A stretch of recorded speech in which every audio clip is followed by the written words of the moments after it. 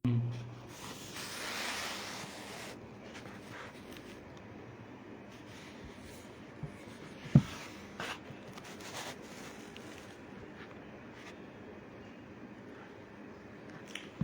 ಮಾಡೋಣ.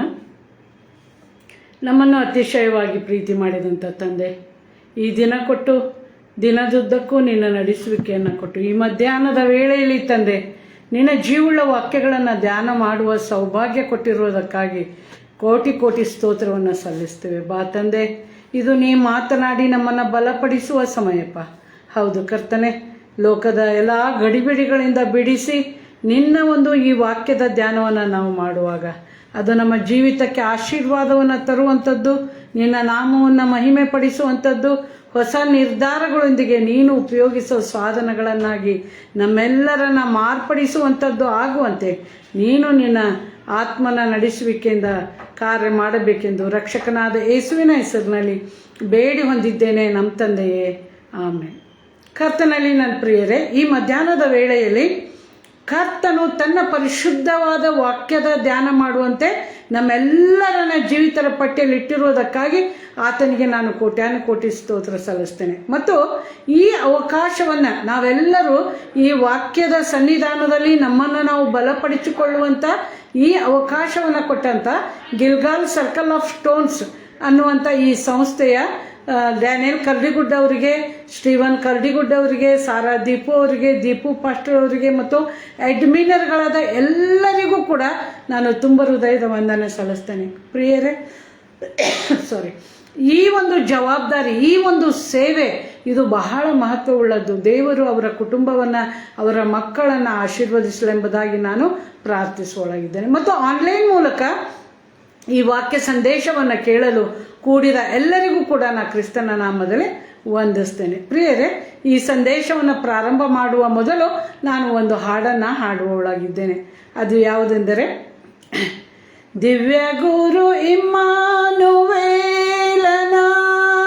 ಬಾಳಿದ ದೇವಾ, ಸತ್ಯ ಮಾರ್ಗ ನಿತ್ಯ ಜೀವ ನೀನು ದೇವಾ, ಭುವಿಯಲ್ಲಿ ಪಾಪನಿಗಲು ಜನಿಸಿದ ದೇವಾ, ಮುಕ್ತಿ ಮಾರ್ಗ ತೆರೆದ ದೇವಾ, ಜ್ಞಾನ ನಿಧಿ ನೀಡು ನೀ, ಆತ್ಮನ ವರಗಳ ಏನಾಗಿನಿ, ನಿನ್ನಯ ಬೆಳಕನು ಲೋಕದಲ್ಲಿ ಬೆಳಗುತ್ತ ಸಾಗಲು ಸೇವೆಯಲಿ, ಪ್ರೀತಿ ನೀತಿ ಕರುಣೆಯ ಸಾರಿ ಹೇಳಿದೆ, ಬೋಧನೆಯ ಮಾದರಿಲಿ ಸಾಕ್ಷೀಕರಿಸಿದೆ, ನಿನ್ನ ಹೆಜ್ಜೆ ತುಳಿಯಲು ಅಭಿಷೇಕಿಸು, ಜಯದ ಸಾಧನೆಗೆ ಬಲಪಡಿಸು, ನಿತ್ಯವೂ ಸ್ತುತ್ಯವೂ ಆದವನೇ ವಂದನೆ ಅರ್ಪಿಸು ನಿನ್ನ ಚರಣಕ್ಕೆ. ದಿವ್ಯ ಗುರು ಇಮ್ಮಾನುವೇಲನಾಗಿ ಬಾಳಿದ ದೇವಾ, ಸತ್ಯ ಮಾರ್ಗ ನಿತ್ಯ ಜೀವ ನೀನು ದೇವಾ, ದೀನನಾಗಿ ಶಿಷ್ಯರ ಪಾದ ತೊಳೆದೆ, ಪಾಪ ಕ್ಷಮಿಸಿ ನೂತನ ಬಾಳು ನೀಡಿದೆ, ನನ್ನನ್ನು ನಿನ್ನಂತೆ ಮಾರ್ಪಡಿಸು, ನಿರಂತರ ಸ್ತುತಿಸಲು ಕೃಪೆ ನೀಡು, ಕಲ್ವರಿ ಕ್ರೂಜೆಯ ಮೇಲೆ ನೀನು ಸಪ್ತವಾಕ್ಯವ ಬೋಧಿಸಿದೆ, ದಿವ್ಯ ಗುರು ಇಮ್ಮಾನುವೇಲನಾಗಿ ಬಾಳಿದ ದೇವಾ, ಸತ್ಯ ಮಾರ್ಗ ನಿತ್ಯ ಜೀವ ನೀನು ದೇವಾ, ನಿಷ್ಠೆಯಿಂದ ಕಲಿಸಲು ಶಕ್ತಿಯ ನೀಡು ದೇವಾ, ಸ್ವಾರ್ಥದ ನಡುವೆ ನಿಸ್ವಾರ್ಥಿ ಮಾಡು ದೇವಾ. ಕರ್ತನಲ್ಲಿ ನನ್ನ ಪ್ರಿಯರೇ, ಈ ದಿನ ದೇಶದಾದ್ಯಂತ ಶಿಕ್ಷಕರ ದಿನಾಚರಣೆಯನ್ನು ಆಚರಿಸಲಾಗ್ತಾ ಇದೆ. ಹೌದು, ಈ ದಿವಸವೂ ಕೂಡ ನಾವು ನಮ್ಮ ದಿವ್ಯ ಗುರುವಾದಂಥ ಯೇಸು ಸ್ವಾಮಿ, ಆತನು ಶ್ರೇಷ್ಠ ಗುರುವಾಗಿ ಈ ದಿವಸದಲ್ಲಿ ನಮಗೆ ಯಾವ ವಾಕ್ಯಗಳನ್ನು ಹೇಳಿ ಬಲಪಡಿಸಲಿಕ್ಕಿದ್ದಾನೆಂಬುದನ್ನು ನಾವು ಧ್ಯಾನ ಮಾಡೋಣ. ನಾನು ಇದಕ್ಕಾಗಿ ಆರಿಸಿಕೊಂಡಂಥ ದೇವರ ವಾಕ್ಯದ ಭಾಗ ಅದು 1 ಕೊರಿಂಥ 12ನೇ ಅಧ್ಯಾಯ 4ರಿಂದ 11 ವಚನಗಳು. 1 ಕೊರಿಂಥ 4ನೇ ಅಧ್ಯಾಯ 12ನೇ ಅಧ್ಯಾಯ 4ರಿಂದ 11 ವಚನಗಳು. ವರಗಳಲ್ಲಿ ಬೇರೆ ಬೇರೆ ವಿಧಗಳುಂಟು, ದೇವರಾತ್ಮನು ಒಬ್ಬನೇ. ಸೇವೆಗಳಲ್ಲಿ ಬೇರೆ ಬೇರೆ ವಿಧಗಳುಂಟು, ಕರ್ತನು ಒಬ್ಬನೇ. ಕಾರ್ಯಗಳಲ್ಲಿ ಬೇರೆ ಬೇರೆ ವಿಧವುಂಟು, ಸರ್ವರಲ್ಲಿಯೂ ಕಾರ್ಯಗಳನ್ನು ಸಾಧಿಸುವ ದೇವರು ಒಬ್ಬನೇ. ಆದರೆ ಪ್ರತಿಯೊಬ್ಬನಲ್ಲಿ ತೋರಿಬರುವ ದೇವರಾತ್ಮನ ವರಗಳು ಸರ್ವರ ಪ್ರಯೋಜನಾರ್ಥವಾಗಿ ಕೊಡಲ್ಪಟ್ಟಿವೆ. ಒಬ್ಬನಿಗೆ ದೇವರ ಆತ್ಮನ ಮೂಲಕ ಜ್ಞಾನವಾಕ್ಯವು, ಒಬ್ಬನಿಗೆ ಆತ್ಮನಿಗೆ ಅನುಗುಣವಾಗಿ ವಿದ್ಯಾವಾಕ್ಯವು, ಒಬ್ಬನಿಗೆ ಆ ಆತ್ಮನಿಂದಲೇ ನಂಬಿಕೆಯು, ಒಬ್ಬನಿಗೆ ಆ ಆತ್ಮನಿಂದಲೇ ನಾನಾ ರೋಗಗಳನ್ನು ವಾಸಿ ಮಾಡುವ ವರವು, ಒಬ್ಬನಿಗೆ ಮಹತ್ತುಗಳನ್ನು ಮಾಡುವ ವರವು, ಒಬ್ಬನಿಗೆ ಪ್ರವಾದನೆಯ ವರವು, ಒಬ್ಬನಿಗೆ ಸತ್ಯಾರ್ಥಗಳನ್ನು ವಿವೇಚಿಸುವ ವರವು, ಒಬ್ಬನಿಗೆ ವಾಣಿಗಳ ಅರ್ಥವನ್ನು ಹೇಳುವ ವರವು ಕೊಡಲ್ಪಟ್ಟಿವೆ. ಈ ವರಗಳನ್ನೆಲ್ಲ ಆ ಒಬ್ಬ ಆತ್ಮನೇ ತನ್ನ ಚಿತ್ತಕ್ಕೆ ಬಂದ ಹಾಗೆ ಒಬ್ಬರಿಗೊಬ್ಬರು ಹಂಚಿಕೊಟ್ಟು ನಡೆಸುತ್ತಾನೆ. ಕರ್ತನಲ್ಲಿ ನನ್ನ ಪ್ರೇರೆ, ಈ ವಾಕ್ಯ ಭಾಗ ನಮಗೆ ತಿಳಿಸೋದೇನೆಂದರೆ, ವರಗಳು ನಮಗೆ ದೇವರಿಂದ ಕೊಡಲ್ಪಟ್ಟಿವೆ ಮತ್ತು ಅವುಗಳಲ್ಲಿ ವಿದ್ಯಾವಾಕ್ಯವು ಒಂದಾಗಿದೆ. ಅಂದರೆ ಬೋಧನಾ ವರ ಇದು ಕೂಡ ಒಂದಾಗಿದೆ. ಈ ಬೋಧನೆಯ ವರ ಇದು ಶ್ರೇಷ್ಠವಾದಂಥ ವರ. ಇದು ಜೀವನವನ್ನೇ ಮಾರ್ಪಡಿಸುವಂಥ ಒಂದು ವರ ಎಂಬುದಾಗಿ ಇಲ್ಲಿ ವಾಕ್ಯ ಭಾಗ ನಮಗೆ ತಿಳಿಸ್ತೈತಿ. ಹಾಗಾದರೆ ನನ್ನ ಪ್ರೇರಿ, ಈ ದಿವಸ ಈ ಶಿಕ್ಷಕರ ದಿನಾಚರಣೆಯನ್ನು ಶಿಕ್ಷಕರಾಗಿ ಸೇವೆ ಸಲ್ಲಿಸಿ ಮತ್ತು ಆ ಸೇವೆಯ ಮಹತ್ವವನ್ನು ಅರಿತು ಮುಂದೆ ರಾಷ್ಟ್ರಪತಿಗಳಾಗಿ ಬಾಳಿದಂಥ ಡಾಕ್ಟರ್ ಸರ್ವಪಳ್ಳಿ ರಾಧಾಕೃಷ್ಣನವರ ಜನ್ಮದಿನ ಈ ದಿವಸವಾಗಿದೆ. ಅವರು ತಮ್ಮ ವೃತ್ತಿಯಲ್ಲಿರುವಾಗ ಆ ಶಿಕ್ಷಕ ವೃತ್ತಿಯಲ್ಲಿ ಕಂಡಂಥ ಆ ಪವಿತ್ರತೆ, ಅದರ ಮಹತ್ವ, ಅದರಿಂದ ಸಿಕ್ಕುವ ಸಂತೋಷ, ಅದರಲ್ಲಿರುವಂಥ ಆಶೀರ್ವಾದ, ಅದರ ಮೂಲಕ ಸಮಾಜ ಕಟ್ಟುವಂಥ ಮಕ್ಕಳನ್ನು ಬೆಳೆಸುವಂಥ ವ್ಯಕ್ತಿತ್ವದ ವಿಕಾಸ, ಇವೆಲ್ಲವುಗಳನ್ನು ನೋಡುವಾಗ ಅವರು ಏನು ಹೇಳಿದರು ಅಂತ, ರಾಷ್ಟ್ರಪತಿಗಳಾಗುವಾಗ ನನ್ನ ಜನ್ಮದಿನ ಆಚರಿಸ್ಬೇಡ್ರಿ, ಇದನ್ನು ಶಿಕ್ಷಕರ ದಿನಾಚರಣೆಯನ್ನಾಗಿ ನೀವು ಆಚರಿಸಿರಿ ಎಂಬುದಾಗಿ ಅವರು ಕರೆ ಕೊಟ್ಟರಂತ್ರಿ. ಅಂದಿನಿಂದ ಸೆಪ್ಟೆಂಬರ್ 5ನೇ ತಾರೀಕನ್ನು ಶಿಕ್ಷಕರ ದಿನಾಚರಣೆ ಎಂಬುದಾಗಿ ನಾವು ಆಚರಿಸ್ತಾ ಬಂದಿದ್ದೇವೆ. ಹೌದು ನನ್ನ ಪ್ರಿಯರೇ, ಶಿಕ್ಷಕರ ದಿನಾಚರಣೆ ಆಚರಿಸುವಾಗ ಶಿಕ್ಷಕ ಅಂದರೆ ಯಾರು ಅನ್ನೋದನ್ನು ನಾವು ತಿಳಿದುಕೊಳ್ಳುವುದು ಭಾಳ ಅವಶ್ಯ. ಇವತ್ತು ನಾವು 3 ಸಂಗತಿಗಳನ್ನು ನಾವು ತಿಳಿದುಕೊಳ್ಳೋಣ. ಮೊದಲನೇದಾಗಿ ಶಿಕ್ಷಕ ಅಥವಾ ಬೋಧಕ, ಗುರು ಅಂದರೆ ಯಾರು, ಮತ್ತು ಎರಡನೇದಾಗಿ ನಿಜವಾದ ಗುರುವಿನ ಲಕ್ಷಣಗಳು ಏನು, ಮತ್ತು ಮೂರನೇದು ಶ್ರೇಷ್ಠ ಗುರುವಾದ ಯೇಸು ಕೊಟ್ಟಂಥ ಶಿಕ್ಷಣ ಯಾವುದು, ಅದನ್ನು ಈ ದಿವಸ ನಾವು ಧ್ಯಾನ ಮಾಡೋಣ. ಹಾಗಾದರೆ ಮೊದಲನೇದಾಗಿ ಶಿಕ್ಷಕ ಅಂದರೆ ಯಾರು? ಶಿಕ್ಷಕ ಅಂದ್ರೆ ನೋಡ್ರಿ, ಇದರಲ್ಲಿ 3 ಅಕ್ಷರಗಳದಾವ. ಶಿಕ್ಷಕ ನೋಡ್ರಿ, ಶಿ ಅಂದ್ರೆ ಶೀಲವಂತನು, ಕ್ಷ ಅಂದ್ರೆ ಕ್ಷಮಿಸುವವನು, ಕ ಅಂದ್ರೆ ಕರುಣಾಮಯಿ ಎಂಬುದಾಗಿ ಒಬ್ಬ ಶಿಕ್ಷಣ ತಜ್ಞರು ಹೇಳ್ತಾರೆ. ತಮ್ಮ ವ್ಯಾಖ್ಯಾನಗಳನ್ನು ಈ ರೀತಿಯಾಗಿ ಕೊಡ್ತಾರೋ, ಶೀಲವಂತನು, ಕ್ಷಮಿಸುವವನು, ಕರುಣಾಮಯ ಆಗಿರುವವನೇ ಶಿಕ್ಷಕ ಅಂತ ಹೇಳ್ತಾರೆ. ಇನ್ನೊಬ್ಬರು ವ್ಯಾಖ್ಯಾನ ಹೀಗೆ ಕೊಡ್ತಾರೆ, ಗುರು ಅಂದರೆ ಗು ಅಂದರೆ ಅಂಧಕಾರ, ರು ಅಂದರೆ ಹೊಡೆದು ಹಾಕುವವನು, ಅಂಧಕಾರವನ್ನು ಹೊಡೆದು ಹಾಕುವವನೇ ಗುರು ಎಂಬುದಾಗಿ ಅವರು ನೋಡ್ರಿ. ಅಂಧಕಾರ ಅಜ್ಞಾನವೆಂಬ ಅಂಧಕಾರವನ್ನು ಹೊಡೆದು ಹಾಕಿ ಜ್ಞಾನದ ಬೆಳಕನ್ನು ತುಂಬುವವನೇ ಗುರು ಅಂಥೇಳಿ ಅವರು ತಮ್ಮ ವ್ಯಾಖ್ಯಾನವನ್ನು ಕೊಡ್ತಾರೆ. ನೋಡ್ರಿ, ಇನ್ನು ಮತ್ತೊಬ್ಬರು ಹಿಂಗೆ ಹೇಳ್ತಾರೆ, ಎಂಥದ್ದೇ ಸಂದಿಗ್ಧ ಪರಿಸ್ಥಿತಿ ಇರಲಿ, ಕಠಿಣ ಪರಿಸ್ಥಿತಿ ಇರಲಿ, ಅದನ್ನು ಪರಿಹರಿಸಿ ಅವರಲ್ಲಿ ನಿರೀಕ್ಷೆಯನ್ನು ಮೂಡಿಸುವಂಥ ದೈವೀಯ ಶಕ್ತಿಯೇ ಗುರು ಎಂಬುದಾಗಿ ಅವರು ತಮ್ಮ ವ್ಯಾಖ್ಯಾನ ಕೊಡ್ತಾರೆ. ಇನ್ನೊಬ್ಬ ವಿಜ್ಞಾನಿಗಳು ಈ ರೀತಿ ಹೇಳ್ತಾರೆ ನೋಡ್ರಿ, ಏನಂದ್ರೆ ಜ್ಞಾನ, ಕೌಶಲ್ಯ, ವಿಚಾರ ಶಕ್ತಿ, ಜಾಣ್ಮೆಯನ್ನು ಬೆಳೆಸುವಂಥ ಮಹಾನ್ ವ್ಯಕ್ತಿಯೇ ಗುರು ಎಂಬುದಾಗಿ ಹೇಳ್ತಾರೆ. ಮತ್ತು ಇನ್ನೊಬ್ರು ಹೇಳ್ತಾರೆ, ತಿದ್ದಿ ಬುದ್ಧಿ ಹೇಳುವ ಪ್ರತಿಯೊಬ್ಬನೂ ಶಿಕ್ಷಕನೇ. ಅವನು ತಂದೆ ಆಗಿರ್ಬಹುದು, ತಾಯಿ ಆಗಿರ್ಬಹುದು, ಅಜ್ಜ ಆಗಿರ್ಬೋದು, ಅಜ್ಜಿ ಆಗಿರ್ಬೋದು, ಅಣ್ಣ, ಯಾರೇ ಸೇವಕರಾಗಿರ್ಬೋದು, ಯಾರೇ ತಿದ್ದಿ ಬುದ್ಧಿ ಹೇಳುವಂಥವರು, ಅಜ್ಞಾನದಿಂದ ತಪ್ಪಾದ ಮಾರ್ಗದಿಂದ ಸರಿ ಮಾರ್ಗದಿಂದ ನಡೆಸಲು ಪ್ರಯತ್ನಿಸೋ ಪ್ರತಿಯೊಬ್ಬರೂ ಗುರುಗಳೇ ಎಂಬುದಾಗಿ ಅವರು ತಮ್ಮ ವ್ಯಾಖ್ಯಾನದೊಳಗೆ ಹೇಳ್ತಾರೆ. ಹಾಗಾದರೆ ಈ ದಿನ ಏನು ಶಿಕ್ಷಕ ದಿನಾಚರಣೆ ಆಚರಿಸಕತ್ತೀವಲ್ಲ, ಈ ಸರ್ವಪಳ್ಳಿ ರಾಧಾಕೃಷ್ಣನವರು ತಮ್ಮದೊಂದು ವ್ಯಾಖ್ಯಾನ ಹೇಳ್ತಾರೆ. ಗುರು ಅಂದರೆ ಯಾರು ಅಂತ ಹೇಳ್ತಾರೆ. ಅವ್ರು ಏನು ಹೇಳ್ತಾರೆ ನೋಡ್ರಿ, ನನಗೆ ತಿಳಿದಿರುವ ಪ್ರಕಾರ, ನನಗೆ ತಿಳಿದಿರುವ ಮಟ್ಟಿಗೆ ಗುರು ಎಂದು ಕರೆಯಲ್ಪಡಲು ಅರ್ಹನಾದವನು ಒಬ್ಬನೇ, ಆತನೇ ನಜರೇತಿನ ಯೇಸುವು ಎಂಬುದಾಗಿ ಹೇಳ್ತಾರೆ. ನೋಡ್ರಿ ಎಷ್ಟು ಸ್ಪಷ್ಟವಾದ ಮಾತು ಹೇಳತ್ತಾರೋ ರಾಧಾಕೃಷ್ಣನವರು. ನನಗೆ ತಿಳಿದಿರುವ ಮಟ್ಟಿಗೆ ಗುರು ಎಂದು ಕರೆಯಲ್ಪಡುವಲು ಅರ್ಹನು ಒಬ್ಬನೇ, ಆತನು ನಜರೇತಿನ ಯೇಸುವೆ. ಹೌದು ನನ್ನ ಪ್ರಿಯರೇ, ಆ ಒಬ್ಬ ಶಿಕ್ಷಕ ನಿಜವಾದ ಶಿಕ್ಷಕನನ್ನು ಕಂಡುಕೊಂಡು ಈ ಮಾತನ್ನು ಹೇಳ್ತಾ ಇದ್ದಾನೆ ನೋಡ್ರಿ.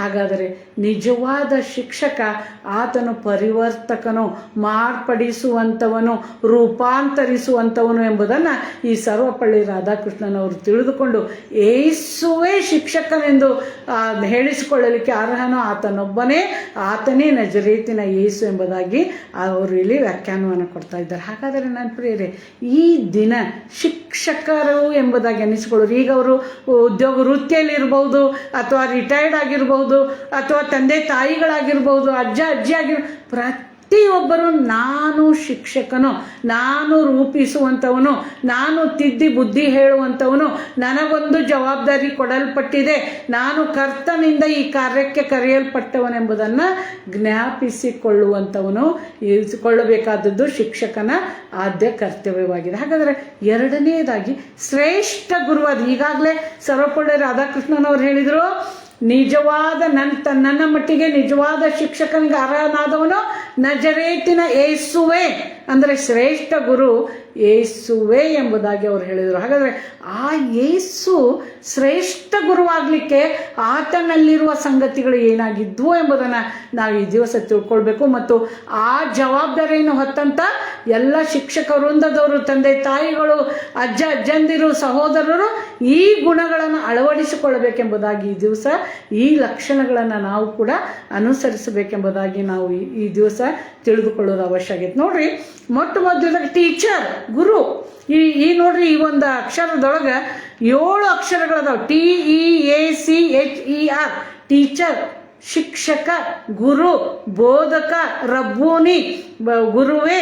ಈ ಒಂದು ಮಹತ್ವದ ಶಬ್ದದಲ್ಲಿರುವ ಈ 7 ಅಕ್ಷರಗಳು 7 ಶ್ರೇಷ್ಠ ಗುರುವಾದ ಯೇಸುವಿನ ಲಕ್ಷಣಗಳನ್ನು ನಮಗೆ ತಿಳಿಸುವಂಥವುಗಳಾಗಿದೆ. ಮೊಟ್ಟ ಮೊದಲನೇದಾಗಿ ಟಿ, ಕರ್ತನಲ್ಲಿ ನನ್ನ ಪ್ರಿಯರೇ, ಟಿ ಅಂದರೆ trained by the holy spirit. Yesu ಸ್ವಾಮಿ ಶ್ರೇಷ್ಠ ಗುರು ಆಗಿರಲಿಕ್ಕೆ ಮುಖ್ಯವಾದ ಕಾರಣ, ಆತನು ತನ್ನ ಸೇವೆಯನ್ನು ಪ್ರಾರಂಭ ಮಾಡುವ ಮೊದಲು ಪವಿತ್ರಾತ್ಮನಿಂದ ಆತನು ಅಭಿಷೇಕಿಸಲ್ಪಟ್ಟನು, ಪವಿತ್ರಾತ್ಮನಿಂದ ಆತನು ತುಂಬಲ್ಪಟ್ಟನು, ಪವಿತ್ರಾತ್ಮನಿಂದ ಆತನು ತರಬೇತಿ ಹೊಂದಿದನೆಂಬುದಾಗಿ ನಮಗೆ ವಾಕ್ಯ ಭಾಗ ತಿಳಿಸ್ತೈತೆ. ನೋಡ್ರಿ, ಮತ್ತಾಯ 3ನೇ ಅಧ್ಯಾಯ 16-17ನೇ ವಚನದಲ್ಲಿ ನೋಡುವಾಗ, ಆತನು ಯೋಹಾನನಿಂದ ಸ್ನಾನ ದೀಕ್ಷೆಯನ್ನು ತೆಗೆದುಕೊಂಡು ಮೇಲೆ ಬರುವಾಗ ಆಕಾಶ ತೆರೆಯಿತು, ಪಾರಿವಾಳ ರೂಪದಲ್ಲಿ ಪವಿತ್ರಾತ್ಮನು ಆತನ ಮೇಲೆ ಬಂದು ಇಳಿದನೆಂಬುದಾಗಿ ನೋಡ್ತೀವಿ. ಮತ್ತು ಆತನು ಅಡವಿಗೆ ಹೋಗಿ 40 ದಿವಸ ಉಪವಾಸವಿದ್ದು ಪವಿತ್ರಾತ್ಮನಿಂದ ಬಲ ಹೊಂದಿದನು.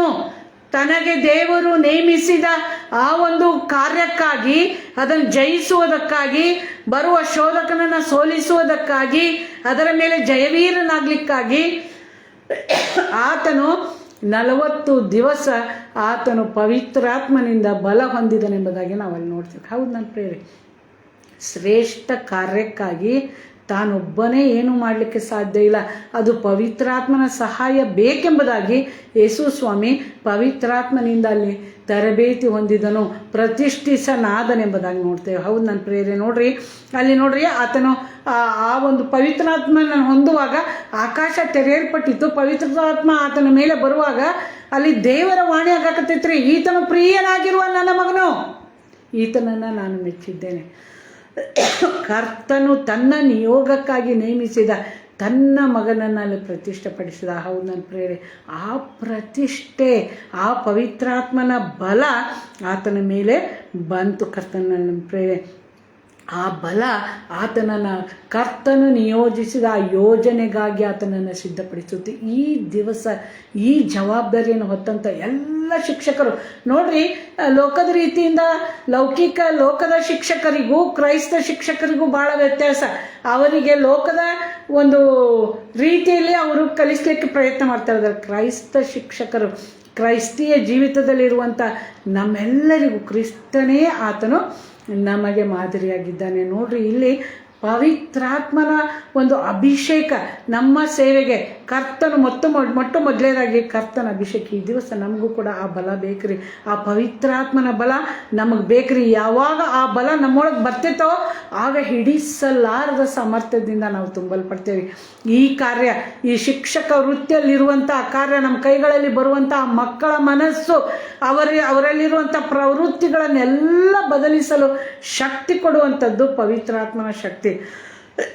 ನೋಡ್ರಿ, ಈ ಬಲ ಇಲ್ಲದೆ ನಾವು ಏನು ಮಾಡ್ಲಿಕ್ಕೆ ಸಾಧ್ಯ ಇಲ್ಲ. ಯಾಕಂದರೆ 2 ತಿಮೋತಿ 1:7 ಹಿಂಗೆ ಹೇಳ್ತೈತಿ, ಅಲ್ಲಿ ಪವಿತ್ರಾತ್ಮನ ಬಲ ನಮ್ಗೆ ಯಾವ ಶಕ್ತಿ ಕೊಡ್ತೈತೆ ಅಂದ್ರೆ, ಬಲ, ಪ್ರೀತಿ, ಶಿಕ್ಷಣಗಳ ಆತ್ಮವೇ ಹೊರತು ಹೇಳಿತನದ ಆತ್ಮ ಅಲ್ಲ. ನನ್ನ ಕಡೆ ಆಗೋದಿಲ್ಲ, ಈ ಮಕ್ಕಳು ಸುಧಾರ್ಸೋಕ್ಕಾಗೋದಿಲ್ಲ, ಇದನ್ನು ಮಾಡೋಕ್ಕಾಗೋದಿಲ್ಲ, ಇದು ನನಗೆ ಇಲ್ಲ. ನನ್ನ ಪ್ರತಿಯೊಂದರಲ್ಲಿ ಕರ್ತನ ನಾಮವನ್ನು ಮಹಿಮೆ ಪಡಿಸುವಂಥ ಬಲವನ್ನು ಅದು ತುಂಬಿಸುವಂಥ ಆ ಬಲವನ್ನು ಇಲ್ಲಿ ಯೇಸು ಸ್ವಾಮಿ ತನ್ನ ಒಂದು ಸೇವೆಗೆ ಪಡೆದುಕೊಂಡಂತೆ ಈ ದಿವಸ ನಾವು ಆತ್ಮನ ಬಲದಿಂದ ತುಂಬಬೇಕೆಂಬುದಾಗಿ ಈ ಶಿಕ್ಷಕ ದಿನಾಚರಣೆ ದಿವಸದಲ್ಲಿ ನಾವು ತಿಳಿದುಕೊಳ್ಳೋದು ಬಹಳ ಅವಶ್ಯ. ಯಾಕಂದರೆ ಕೀರ್ತನೆ 32:8 ಹಿಂಗೆ ಹೇಳ್ತೈತಿ, ಯೆಹೋವನು ನಿನ್ನನ್ನು ಉಪದೇಶಿಸಿ ನಡೆಯಬೇಕಾದ ಮಾರ್ಗವನ್ನು ತಿಳಿಸುವನು, ನಿನ್ನನ್ನು ಕಟಾಕ್ಷಿಸಿ ಆಲೋಚನೆಯನ್ನು ಹೇಳುವನು. ಯಾವಾಗ ನಾವು ನಮ್ಮ ಸೇವೆಗೆ ಆತನಿಗೆ ಪ್ರಾಧಾನ್ಯತೆ ಕೊಟ್ಟು ಆತನ ಅಭಿಷೇಕವನ್ನು ನಾವು ಹೊಂತೇವೋ, ಪ್ರತಿಷ್ಠೆ ಹೊಂತೇವೋ, ಅವಾಗ ಆತನ ನಮಗೆ 4 ಸಂಗತಿಗಳನ್ನು ಕೊಡ್ತಾನೆ. ಮೊಟ್ಟ ಮೊದಲನೇದಾಗಿ ನಮಗೆ ಉಪದೇಶ ಮಾಡ್ತಾನೆ, ನೀ ಇಂಥದ್ದನ್ನು ಮಾಡಬೇಕು. ಮತ್ತು ನಮಗೆ ಮಾರ್ಗದರ್ಶನ ಕೊಡ್ತಾನೆ, ಇದೇ ಮಾರ್ಗದಲ್ಲಿ ನೀವು ಹೋಗು. 3ನೇದಾಗ ಆಲೋಚನೆ ಹೇಳ್ಕೊಳ್ತಾನೆ ಮತ್ತು ನಮ್ಮನ್ನು ಕಟಾಕ್ಷಿಸ್ತಾನೆ. ಈ ಬಲ ಕರ್ತನು ಹೊಂದಿದ, ಆದ್ದರಿಂದಲೇ ಆತನು ಶ್ರೇಷ್ಠ ಗುರುವಾದ. ಹೌದು ನನ್ನ ಪ್ರಿಯರೇ, ಈ ದಿವಸದಲ್ಲೇ ಈ ತಿದ್ದುವಂಥ ಎಲ್ಲ ಕಾರ್ಯಗಳನ್ನು ಆತನು ಏನು ಹೇಳ್ತಾನೆ ನೋಡ್ರಿ, ಯಾವ ಕಾರ್ಯ ಮಾಡಿದ್ರು ನಾನೊಬ್ಬನೇ ಆ ಕಾರ್ಯವನ್ನು ಮಾಡಲಿಕ್ಕೆ ಶಕ್ತನಲ್ಲ, ನಾನು ತಂದೆಯಿಂದ ಕೇಳಿ ಅದನ್ನು ಪಡ್ಕೊಂಡದ್ದನ್ನೇ ನಿಮಗೆ ತಿಳಿಸುತ್ತೇನೆ, ತಂದೆಯ ಸಹಾಯ ಇಲ್ಲದೆ ಏನು ಮಾಡಲಾರೇನು.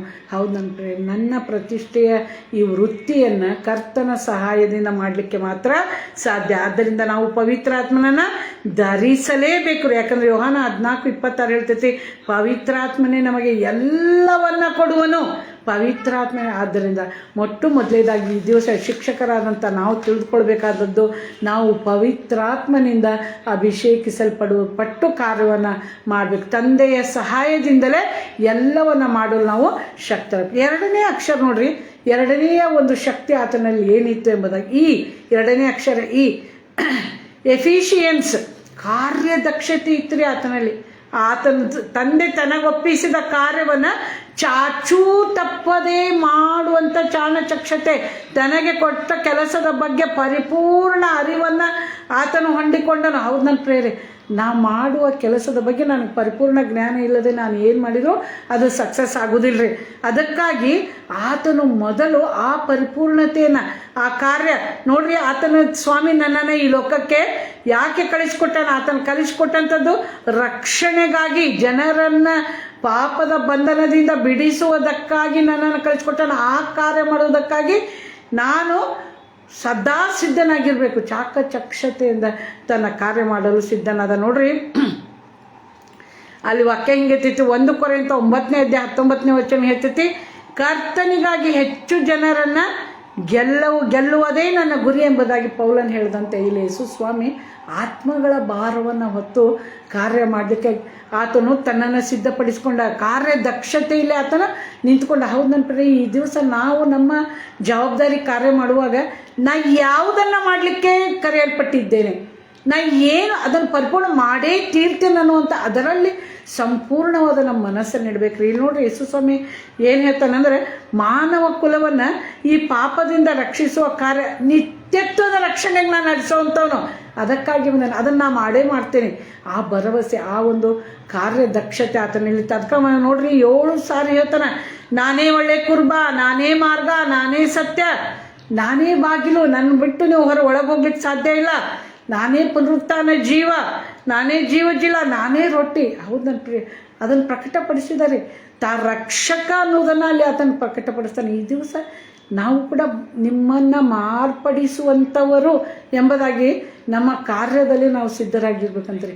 ಇದು ಯೇಸು ಸ್ವಾಮಿ ತನ್ನ ಕಾರ್ಯಕ್ಷಮತೆ, ತಂದೆಯನ್ನು ನೋಡ್ರಿ, ತಂದೆ ಕೊಟ್ಟಂಥ ಕೆಲಸವನ್ನು ಮಾಡಿ ಕೊನೆಗಾತ, ತಂದೆ ನೀ ಕೊಟ್ಟ ಕೆಲಸವನ್ನು ನಾನು ಮಾಡಿ ಮುಗಿಸಿ ಭೂಲೋಕದಲ್ಲಿ ನಿನ್ನನ್ನು ಮಹಿಮೆ ಪಡಿಸಿದ್ದೇನೆ, ಈಗ ನೀನು ನನ್ನನ್ನು ಮಹಿಮೆ ಪಡಿಸೋದು. ಹೌದು ನಂತರ ಶಿಕ್ಷಕ ವೃತ್ತಿಯಲ್ಲಿರುವಂಥ ಪ್ರತಿಯೊಬ್ಬರು ನಾವೇನು ಮಾಡ್ಬೇಕಂತ ಹೇಳಿದರೆ, ನಾವು ಕರ್ತನನ್ನು ಮಹಿಮೆ ಪಡಿಸುವುದಕ್ಕಾಗಿ ನಮ್ಮ ಕಾರ್ಯವನ್ನು ಪರಿಪೂರ್ಣತೆಯನ್ನು ತಿಳಿದುಕೊಂಡು ನಾವು ನಮ್ಮ ಕಾರ್ಯವನ್ನು ಮಾಡುವುದಕ್ಕಾಗಿ. ಹೌದು, ನಾವು ಕರ್ತ ನಮ್ಮನ್ನು ಯಾಕೆ ಇಟ್ಟಾನಿಲ್ಲ ಅಂದರೆ ನಮ್ಮನ್ನು ಬೆಳಕಾಗಿ, ಇತರರಿಗೆ ಬೆಳಕನ್ನು ತೋರಿಸುವುದಕ್ಕಾಗಿ, ಉಪ್ಪಾಗಿ ರಕ್ಷಿಸುವುದಕ್ಕಾಗಿ ಇಟ್ಟನ್ರಿ, ಕಾವಲುಗಾರರನ್ನಾಗಿ ಕಾಯುವುದಕ್ಕಾಗಿ ಇಟ್ಟಾನ, ಮತ್ತು ನಾವು ಪ್ರಕಾಶಿಸುವುದಕ್ಕಾಗಿ ಇಟ್ಟಾನೆ. ಇದನ್ನು ನಾವು ಜ್ಞಾಪಕದಲ್ಲಿ ಇಟ್ಟುಕೊಂಡು ನಮ್ಮ ಕಾರ್ಯವನ್ನು ಮಾಡಲಿಕ್ಕೆ ಪ್ರತಿದಿನ ನಾವು ಸಿದ್ಧರಾಗಿ. ಇದನ್ನೇ ಯೇಸು ಸ್ವಾಮಿ ಮಾಡಿದ್ದರಿಂದ ಶ್ರೇಷ್ಠ ಗುರುವಾದರೆ.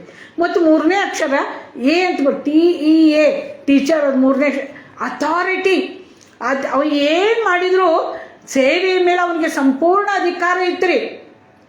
ಸ್ವಾಮಿ ನನಗೆ ಇದು ಕೊಟ್ಬಿಟ್ಟಾನ, ನಾ ಮಾಡಬೇಕು, ಇದಕ್ಕೆ ನಾನೇ ಇದಕ್ಕೆ ಅಧಿಕಾರಿ, ನಾನೇ ಸಂಪೂರ್ಣವಾಗಿ ಇದ್ರ ಮೇಲೆ ಅಧಿಕಾರ. ನೋಡ್ರಿ, ಅದಕ್ಕೆ ಅವನು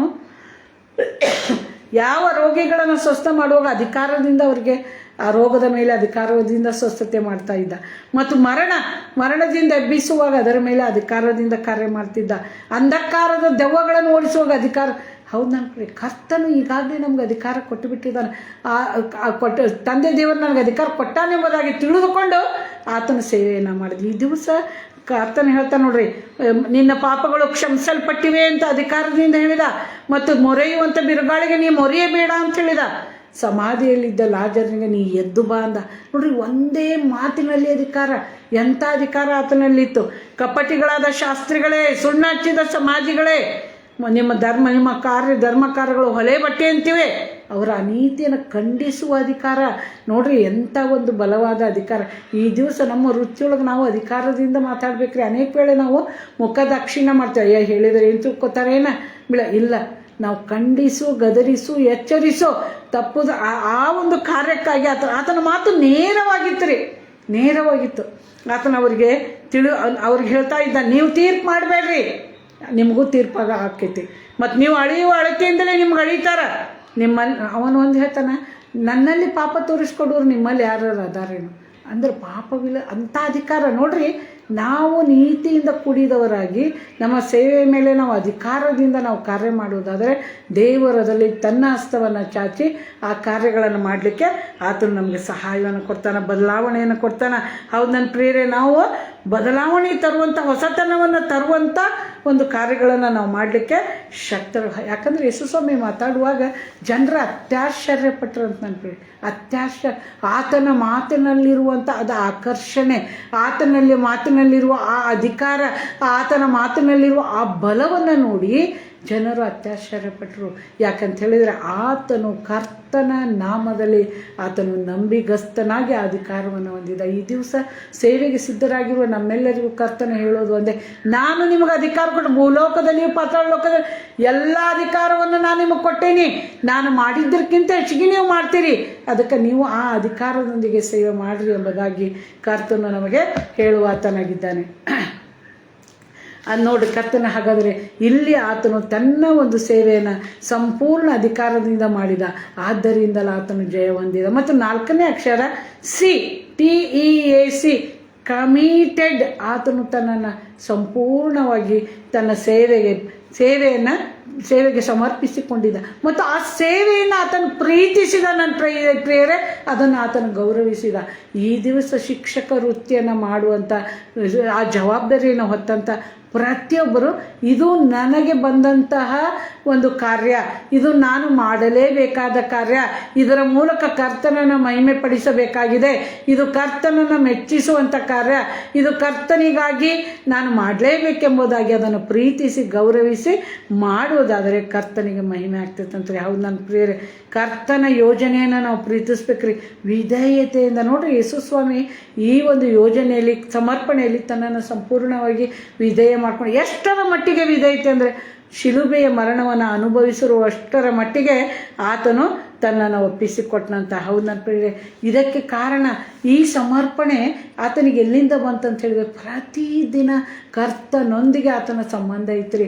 ಮಾರ್ಕ 1:35 ನೋಡ್ತೇವೆ, ಇನ್ನೂ ಮೊಬ್ಬಿರುವಾಗಲೇ ಆತನು ಅಡವಿಗೆ ಹೋಗಿ ಕರ್ತನೊಟ್ಟಿಗೆ ಪ್ರಾರ್ಥಿಸಿ ಬಲ ಹೊಂದುತ್ತಿದ್ದ ಎಂಬುದಾಗಿ. ಹೌದು ನನ್ನ ಪ್ರಿಯರೇ, ಯಾರು ಸೇವೆಗೆ ತಮ್ಮನ್ನು ಸಮರ್ಪಣೆ ಮಾಡ್ಕೊಳ್ತಾರೋ ಅವರು ಪ್ರತಿದಿನ ಕರ್ತನ ಪಾದದಲ್ಲಿ ಬಲ ಹೊಂದುತ್ತಾರ್ರಿ. ಅವರು ಲೋಕವನ್ನು ನೋಡುವುದಿಲ್ಲ. ಕೀರ್ತನೆ 1ನೇ ಅಧ್ಯಾಯ ಮೊದಲಿನ 3 ವಚನಗಳು ನೋಡ್ತೇವೆ. ದುಷ್ಟರ ಆಲೋಚನೆಯಂತೆ ನಡೆಯದೆ, ಪಾಪಾತ್ಮರ ಮಾರ್ಗದಲ್ಲಿ ನಿಂತುಕೊಳ್ಳದೆ, ಧರ್ಮನಿಂದಕರೊಡನೆ ಕೂತುಕೊಳ್ಳದೆ, ಯೆಹೋವನ ಧರ್ಮಶಾಸ್ತ್ರವನ್ನು ಅನುಸರಿಸಿ ನಡೀತಾ ಹಗಲಿರುಳು ಧ್ಯಾನಿಸುವನು ಧನ್ಯನು. ಇಲ್ಲಿ ನೋಡ್ರಿ, ಆತನು ಆ ಧನ್ಯತೆಯನ್ನು ಪ್ರಾರ್ಥನೆಯ ಮೂಲಕ ಕರ್ತನ ಹತ್ರ ಆತನು ಪಡ್ಕೊಳ್ತಾ ಇದ್ದಾನೆ. ಎಲ್ಲ ಕಾರ್ಯಗಳಲ್ಲಿ ಆತನು ಬಲವನ್ನು ಕರ್ತನಿಂದ ಹೊಂದುತ್ತಾ ಇದ್ದಾನೆ. ಹೌದು ನನ್ನ ಪ್ರಿಯರೇ, ಹಾಗಾದರೆ ಈ ದಿವಸ ನನ್ನ ಸೇವೆಗೆ ನನ್ನ ಸಮರ್ಪಣೆ ಹೇಗಿದೆ? ನಾ ಆ ವೃತ್ತಿಯನ್ನು ಪ್ರೀತಿಸ್ತಾ ಇದ್ದೇನೆ. ಅನೇಕ ಅಂತ ಅಯ್ಯ ನಾ ಯಾಕರ ಈ ಟೀಚರ್ ಆದ್ನೇನು, ಏನವ ಇದೇ ಮಳೆ ಬಂದೈತಿ ನನಗೆ ಜವಾಬ್ದಾರಿ ಅಂಥೇಳಿ ನಾವು ಅಲಕ್ಷ್ಯ ಮಾಡ್ತೇವೆ ರೀ, ತಾತ್ಸಾರ ಮಾಡ್ತೇವೆ, ಅದ್ರ ಬಗ್ಗೆ ಬೇಸರಗೊಳ್ತೇವೆ. ಕರ್ತನು ತಾನು ಒಂದು ದಿನ ಶ್ರಮೆ ಹೊಂದಲಿಕ್ಕಿದ್ದೇನೆ, ಶಿಲುಬೆಗೆ ಜಡಿಯಲ್ಪಡ್ಲಿಕ್ಕಿದ್ದೇನೆ, ತಿರಸ್ಕಾರ ಹೊಂದಲಿಕ್ಕಿದ್ದೇನೆ, ಅಪಮಾನ ಹೊಂದಲಿಕ್ಕಿದ್ದೇನೆ ಅಂತ ಗೊತ್ತಿದ್ದರೂ ಕೂಡ ತನ್ನನ್ನು ಸಮರ್ಪಿಸಿಕೊಂಡು ಆ ವೃತ್ತಿಯನ್ನು ಆತನು ಪ್ರೀತಿಸಿ ಶಿಲುಬೆಯ ದಾರಿಗೆ ಆತನು ಹೋದ. ಈ ದಿವಸ ನನ್ನ ಸೇವೆಯನ್ನು ನಾನು ಪ್ರೀತಿಸುವವಳಾಗಬೇಕೆಂಬುದಾಗಿ ಆತನು ಹೇಳ್ತಾನೆ. ಹಾಗಾದರೆ 5ನೇ ಅಕ್ಷರ ಎಚ್ ನೆನಪಿ, TEACH 5ನೇ ಅಕ್ಷರ ಹಂಬಲ್ನೆಸ್, ತಗ್ಗಿಸಿಕೊಳ್ಳುವೆ. ಕರ್ತನಲ್ಲಿ ತಗ್ಗಿಸಿಕೊಳ್ಳುವ ಮನವು. ಆತನು ಹುಟ್ಟಿದ್ದೆ ಆತನು ನೋಡ್ರಿ, ಫಿಲಿಪ್ಪಿ 2ನೇ ಅಧ್ಯಾಯ 5ನೇ ವಚನದಿಂದ ಮುಂದೆ ನಾವು ನೋಡ್ತೇವೆ, ಆತನು ತನ್ನ ಪರದೈಸನ್ನು ಬಿಟ್ಟು ನಮಗೋಸ್ಕರ ದಾಸನ ರೂಪವನ್ನು ಧರಿಸಿದನು. ದಾಸ, ಸೇವಕ. ನೋಡ್ರಿ, ಅರಸನಾದವನು, ಪರದೈಸನ ಒಡೆಯನು ನನಗಾಗಿ ನಿನಗಾಗಿ ಪಾಪಿಯಾದ ನನ್ನನ್ನು ಪವಿತ್ರ ಮಾಡುವುದಕ್ಕಾಗಿ ತನ್ನ ಪರಿಶುದ್ಧ ಸಿಂಹಾಸನವನ್ನು ಬಿಟ್ಟು ದಾಸನ ರೂಪವನ್ನು ಧರಿಸಿದ್ನಂತ್ರಿ. ಎಂಥ ತ್ಯಾಗ, ಎಂಥ ತಗ್ಗಿಸಿಕೊಳ್ಳುವಿಕೆ, ಎಂಥ ದೀನತೆ. ಹೌದು, ಇದನ್ನು ನನಗೋಸ್ಕರ ಆತನು ಮಾಡಿದ. ಹೌದು ನನ್ನ ಪ್ರಿಯ, ಆತನು ತನ್ನ ಸೇವೆಯಲ್ಲಿಯೂ ಕೂಡ ಇದನ್ನು ಆತನ ಅಳವಡಿಸಿಕೊಂಡ. ಆ ದೀನತೆಯ ಸೇವೆ, ತ್ಯಾಗ. ಈ ದೀನತೆಯೊಳಗೆ ನೋಡ್ರಿ ಯಾವಾಗಲೂ ತ್ಯಾಗ ಅಡಗಿರ್ತೈತಿ, ಪ್ರೀತಿ, ಕರುಣೆ ಇದೈತ್ರಿ. ಅದಕ್ಕೆ ಸ್ವಾಮಿ ಹೇಳ್ತಾನೆ, ನೀವು ತಗ್ಗಿಸಲ್ಪಟ್ರೆ ನೀವು ಹೆಚ್ಚಿಸಲ್ಪಡ್ತೀರಿ.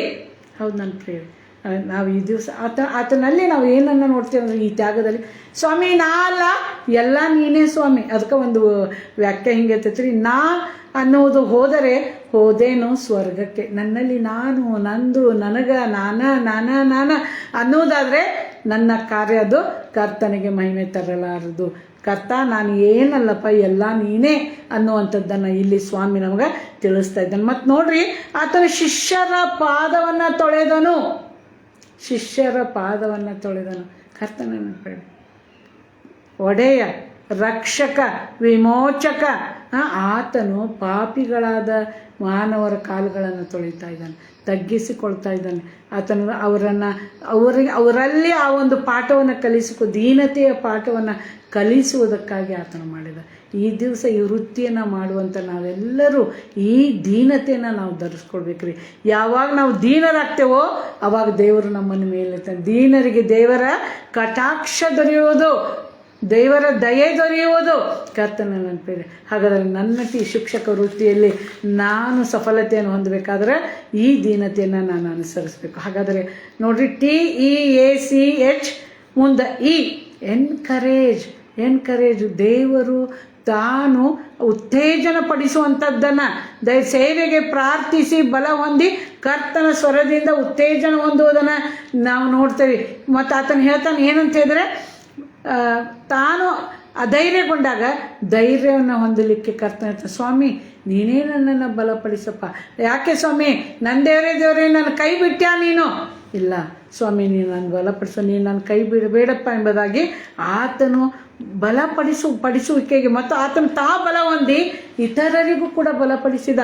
ಎನ್ಕರೇಜ್, ಧೈರ್ಯಪಡಿಸುವಿಕೆ, ಬಲಪಡಿಸುವಿಕೆ ಮತ್ತು ಬಲಹೀನರಾದಂಥ ಎಲ್ಲರಿಗೂ ಆತನು ಹೇಳೋ ಮಾತು, ನಾನೇ ನಿನ್ನೊಂದಿಗೆ ಇದ್ದೇನೆ ಎಂಬುದಾಗಿ ಹೇಳ್ತಾನೆ. ಹೌದು ನನ್ನ ಪ್ರಿಯರೇ, ದೇವರೊಂದಿಗೆ ಪ್ರಾರ್ಥಿಸಿ ಆತನು ಬಲ ಹೊಂದಿದ ಮತ್ತು ದರ್ಶನ ಹೊಂದಿದ ಎಂಬುದಾಗಿ ನಾವು ನೋಡ್ತೇವೆ. ಹೌದು ನನ್ನ ಪ್ರಿಯರೇ, ಕರ್ತನು ಬಲಪಡಿಸುವುದು ಹೆಂಗೈತೆ ಅಂತ ಹೇಳಿದರೆ, ನೋಡ್ರಿ, ರಕ್ತ ಕುಸುಮ ರೋಗಿ ಬಂದು ತನ್ನ ಸ್ವಸ್ಥತೆಗಾಗಿ ಅವನ ಬಟ್ಟೆಯನ್ನು ಮುಟ್ಟಿದ್ಲು.